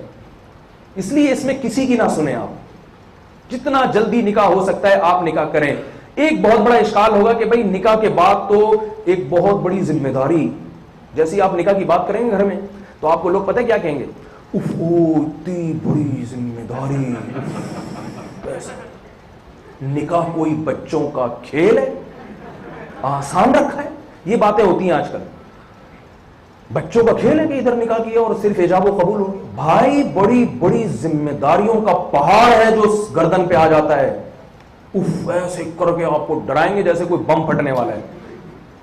کچھ بھی نہیں ہے، بہت آسان ہے. ٹائم ہے تو حدیث سنا دوں اس بارے میں، یا وقت زیادہ ہو گیا؟ بھائی یہاں کی انتظامیہ بتائے نا، بتا دوں. ہمارے سامنے نبی صلی اللہ علیہ وسلم کی سیرت موجود ہے. صحیح بخاری کی حدیث ہے، ایک شخص نبی صلی اللہ علیہ، ایک خاتون نبی صلی اللہ علیہ وسلم کے پاس آئی. صحابہ بیٹھے ہوئے تھے، وہ خاتون آئی، کہنے لگی یا رسول اللہ میں آپ سے نکاح کرنا چاہتی ہوں. ہمارے ہاں نا اس اسٹیپ تک پہنچنے کے لیے بڑے پاپڑ بیلنے پڑتے ہیں.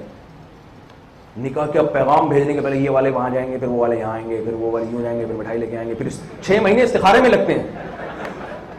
نیلا آ رہا ہے، پیلا آ رہا ہے، کالا آ رہا ہے، بلیک آ رہا ہے، یہ گرین والوں کا کچھ اور آ رہا ہے، وائٹ والوں کا کچھ اور آ رہا ہے. یہ ایک لمبی داستان ہے.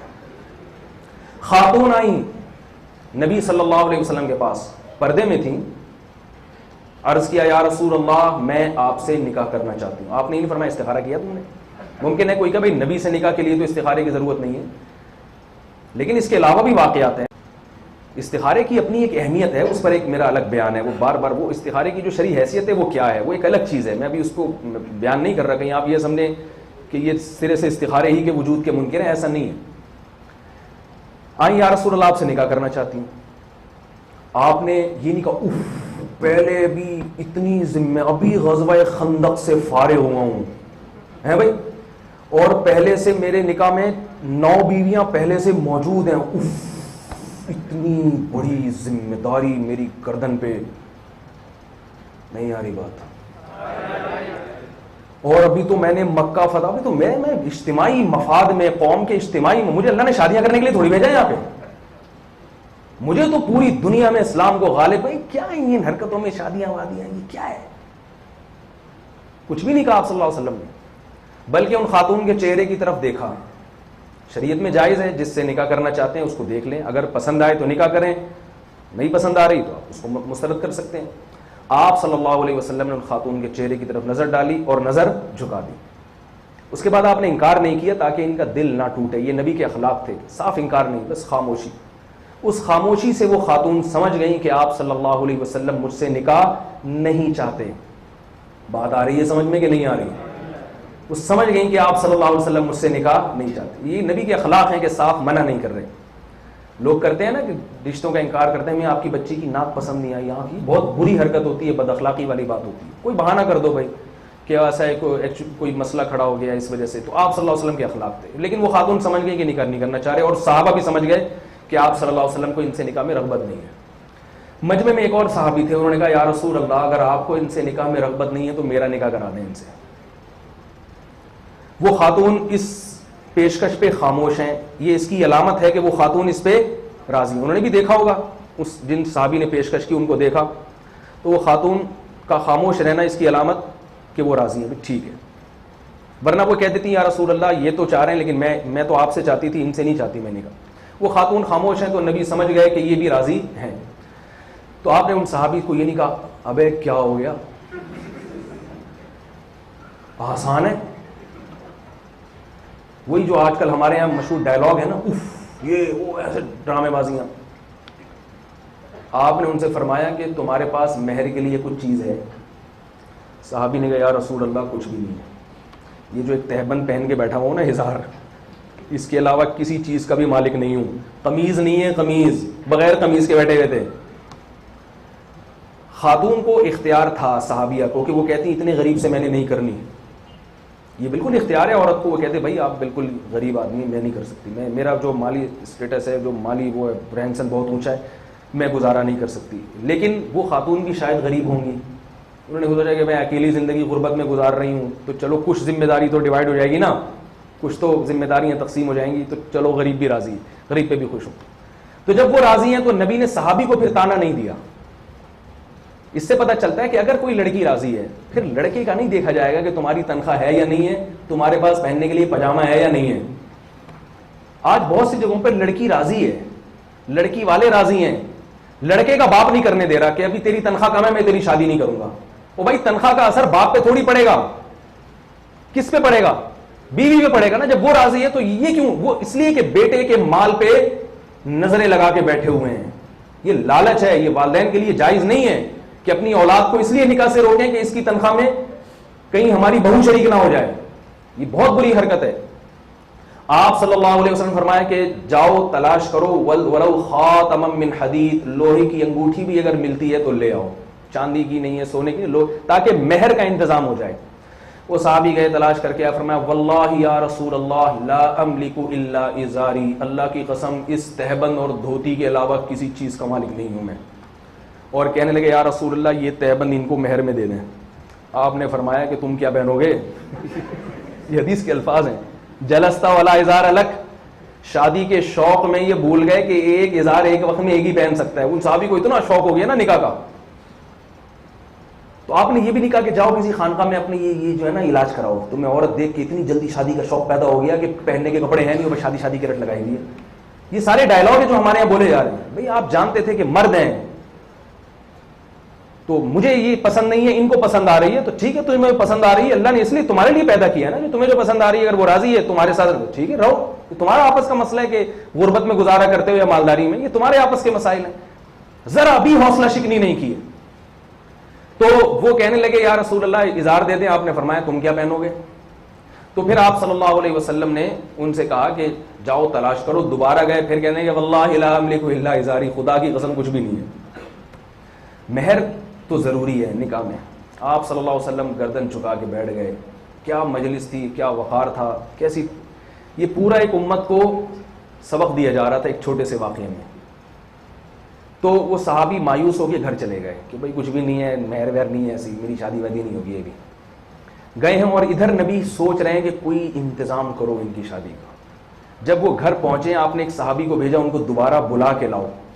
ان کو دوبارہ بلایا گیا. آپ صلی اللہ علیہ وسلم نے فرمایا کیا تمہیں قرآن کی کچھ صورتیں یاد ہیں؟ فرمایا ہاں. فرمایا حل تقرؤها عن ظہر قلبک, زبانی پڑھ سکتے ہو؟ انہوں نے فوراً سورہ بقرہ, آل عمران اور چند صورتوں کا نام دیا, زبانی یاد ہیں. فرمایا زوجتکھا بما معک من القرآن. خطبہ بھی نہیں پڑھا نکاح کا, اس لیے کہ لیٹ بہت ہو گیا معاملہ. خطبہ نہیں, حالانکہ خطبہ سنت ہے مگر اس موقع پر نہیں پڑھا کہ بھائی پہلے اتنی دیر ہو گئی, اب پھر خطبہ الحمدللہ نحمدہ, اور یہ بہت ٹائم ہو گیا ہے. اور یہ بھی نکاح اتنے گواہ اور وکیل اور بحق کے رائج الوقت سکہ, یہ جو آج کل عجیب عجیب سے الفاظ استعمال کیا ہے نا کہ کیا ہوتا ہے وہ سکہ رائج الوقت. میں کل پرسوں کسی کا نکاح پڑھا رہا, مہر 25,000, میں نے لکھ دیا 25, وہ کہہ رہے ہیں سکہ رائج الوقت. میں نے کہا سکہ ہے ہی نہیں, 25,000 سکہ تھوڑی ہے, وہ پرانے الفاظ اردو کے گھسے پٹے پر وہ سکہ رائج الوقت چلا رہے ہیں بھی اس کو. تو وہ جو ہے نا, نبی نے یہ نہیں فرمایا سکہ رائج الوقت کے مطابق, فرمایا زوجتکھا, میں نے تیرا نکاح کرا دیا اس سے, بیما معک من القرآن, اس قرآن کے بدلے میں جو تمہیں یاد ہے. کیا مطلب؟ ان کو یہ صورتیں یاد کرا دینا, ان کو صورتیں یاد کرا دینا. اس سے بہت ساری چیزیں معلوم ہوتی ہیں اس حدیث سے. لوگ کہتے ہیں نکاح تعلیم میں رکاوٹ کا ذریعہ, ہم پڑھ لیں گے تو اتنی ساری ذمہ داریاں ہمارے سر پہ آئیں گی تو پڑھیں گے کیسے. اور نبی عورت کو تعلیم دلانے کے لیے نکاح کرا رہے ہیں صحابی سے, کیونکہ ان کو یہ صورتیں نہیں آتی, ان سے شادی کرو تو تمہیں بھی آ جائیں گی. کیا مطلب؟ عورت کو جو چیز نہیں آتی وہ ایسے شوہر سے شادی کر لے جس کو وہ چیزیں آتی ہیں, اس کو بھی وہ چیزیں آ جائیں گی. اور اگر آپ کو وہ چیزیں نہیں آتی, آپ کی بیوی کسی عورت کو آتی ہیں, تو آپ اس سے شادی کر لیں, وہ تعلیم میں آپ کی مدد اور مددگار بنے گی. یہ صورتیں یاد کرانا تو ایک مثال ہے, لیکن اس سے ایک اصول, قاعدہ اور کلیہ امت کو بتایا جا رہا ہے کہ نکاح تعلیم میں رکاوٹ کا ذریعہ نہیں بنتا, تعلیم میں ترقی کا ذریعہ بنتا ہے. آپ کی بیوی آپ کی معاون اور مددگار بنتی ہے تعلیم میں. اور یہ جو ذمہ داریاں نا, اتنی ساری ذمہ داریاں, یہ تو پھر دنیا کی ہر چیز میں ہے بھائی. اگر آپ نہیں کرو گے تو جو آپ ڈپریشن کا شکار ہوگے وہ زیادہ ہے. اس کی ایک مثال ایسے ہے جیسے آپ کو بھوک لگی, اب آپ کے پاس مرغن غذائیں رکھی ہوئی ہیں, ادھر انڈا رکھا ہے, ادھر پراٹھا رکھا ہے, ادھر جناب نہاری رکھی ہوئی ہے, ادھر بہت ساری چیزیں رکھی, بھوک کی شدت سے آپ جو ہے نا وہ مچل رہے ہو, اور ادھر آپ کے لیے اسٹڈی کے لیے کتابیں رکھی ہوئی ہیں, کل ایگزام ہے آپ کا. اب لوگ کہہ رہے ہیں یار پڑھائی کی طرف توجہ دو, کیا انڈے پراٹھے کی طرف بار بار دیکھ رہے ہو, یا کل ایگزام نہیں ہے, ایک ہفتے بعد امتحان ہے. مثال سمجھیں, لوگ کہہ رہے ہیں بھائی یہ نہیں, ادھر توجہ کدھر دو, پڑھائی.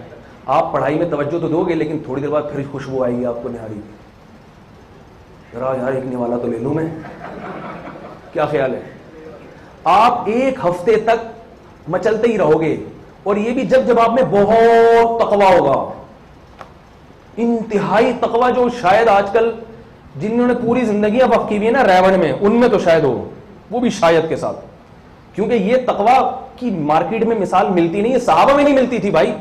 صحابہ میں حضرت عمر رضی اللہ تعالیٰ عنہ گشت کر رہے ہیں, ایک عورت کی شاعری کی آواز سنی, وہ اپنے شوہر کو یاد کر رہی ہے کہ اگر اللہ کا خوف نہ ہوتا میں زنا میں مبتلا ہو جاتی, میرے شوہر اتنے عرصے سے بیرون ملک گئے ہوئے ہیں اور مجھے خواہش نفس کا غلبہ ہے, میں زنا میں مبتلا ہو جاتی. صحابیہ کہہ رہی ہیں اگر تبلیغ میں وقت لگا لینا یا خانقاہ جوائن کر لینا کافی ہوتا تو صحابہ کے لیے, تو صحابہ نے تو نبی کی صحبت اٹھائی تھی.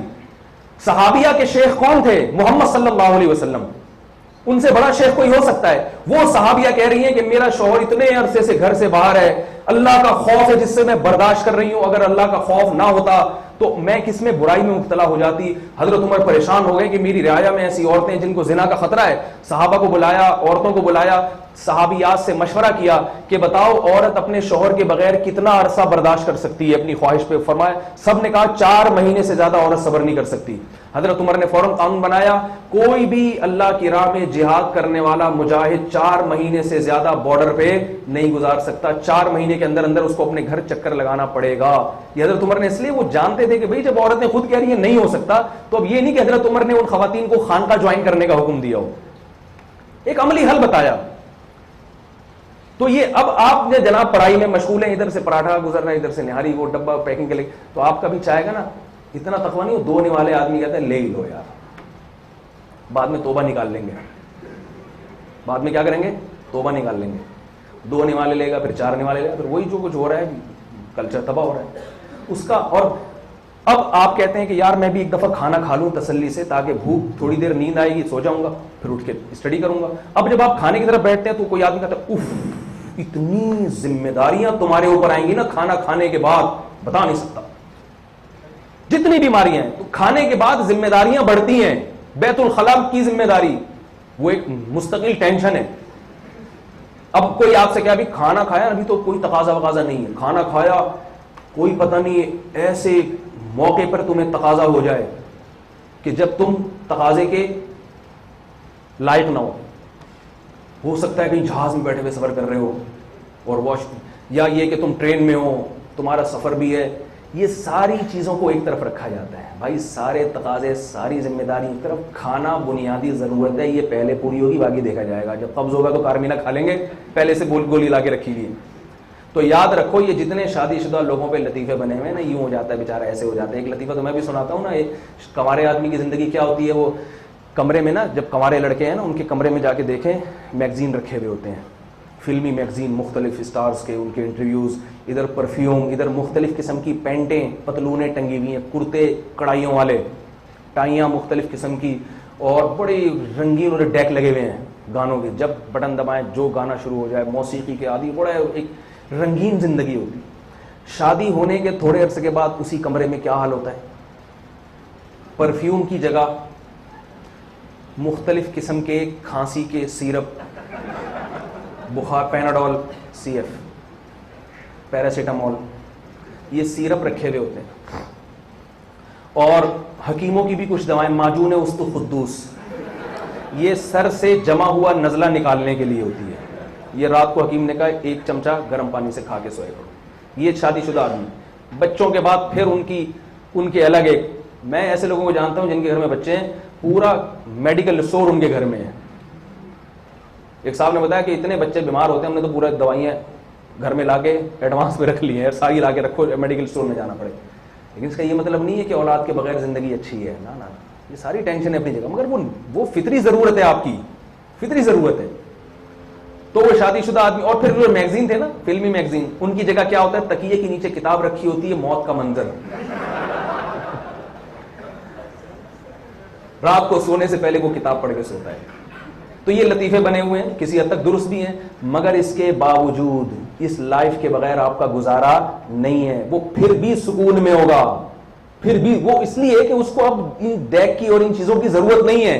اس کو اللہ نے ایک بیوی دے دی ہے, اس کا دل میں گھر لگتا ہے. اب آپ دیکھیں شادی شدہ آدمی کو سفر میں مزہ نہیں آتا, وہ گھر میں زیادہ مزہ. کمارے آدمی کا ہر وقت دل چاہتا ہے گھر سے باہر بیٹھا رہے. ابا رات کو 2 بجے گٹر کے ڈھکن سے اٹھا کے لا رہے ہیں اس کو, وہاں بیٹھا ہوا ہے, وہاں بیٹھا ہوا ہے, وہاں بیٹھا ہوا ہے. تو شریف آدمی ہو, شریف کی بات کر رہا ہوں. جو شریف نہیں ہے وہ تو پھر گھر سے, شادی کے بعد بھی گھر سے باہر, کیونکہ اس کے ادھر ادھر چکر بازیاں بہت ہوتی ہیں. شریف شرفا جتنے ہیں, شادی کے بعد دوستوں میں ان کو مزہ نہیں آتا, گھر کی طرف بھاگتے ہیں. ہمارے ایک استاد تھے جامعۃ الرشید کے, بڑے نیک پرہیزگار, اور وہ علم میں بھی بڑے مضبوط تھے. وہ گھر جاتے ہی نہیں تھے. ان کے ابا اماں کو ہر وقت یہ شکایت, یہ مدرسے میں ہی بیٹھا رہتا ہے, ہر وقت علم دین, ہر وقت اکابر کی جوتیاں سیدھی کرنے میں لگا رہتا ہے. ان کی جب شادی ہوئی نا, تو اساتذہ کو یہ اشکال کہ ہر وقت گھر میں ہی گزارا رہتا ہے. یہ مجھے ان کے استاد بتا رہے ہیں, یار اس کی شادی کیا ہوئی ہے, مارکیٹ سے شاٹی ہو گیا یاد. پھر خود ہی کہنے لگے, بھائی اللہ نے بیوی کی نعمت ہی ایسی بنائی ہے کہ قرآن میں آتا ہے نا, جعل لکم من انفسکم ازواجا لتسکنوا الیہا, اللہ نے تمہارے لیے جوڑے پیدا کیے تاکہ تمہیں ان سے سکون ملے. اللہ نے عورت کو ڈپریشن کے لیے پیدا نہیں کیا, ڈپریشن ختم کرنے کے لیے پیدا کیا ہے. تو یہ دماغ سے خناس نکالیں کہ نکاح ہو جائے گا تو یوں اتنی ذمہ داریاں. بھائی نکاح ہوگا, آپ کی ایک جسم کی بنیادی ضرورت بھی پوری ہوگی, آپ کے غموں کو شیئر کرنے کے لیے, آپ کی باتوں, دوستیاں بھی تو لگاتے ہیں نا یونیورسٹیوں میں, اس لیے کہ اللہ نے عورت کا نعم البدل کوئی پیدا کیا ہی نہیں ہے، ایک قانون بنایا ہے کہ بھئی نکاح کے ذریعے سے حاصل کرو، عورت کا نعم البدل نہیں ہے، اور عورت کے لیے مرد کا نعم البدل نہیں ہے. تو یہ دونوں کو اللہ نے الگ رہنے کے لیے پیدا نہیں کیا، دونوں کو ساتھ زندگی گزارنے کے لیے پیدا کیا ہے.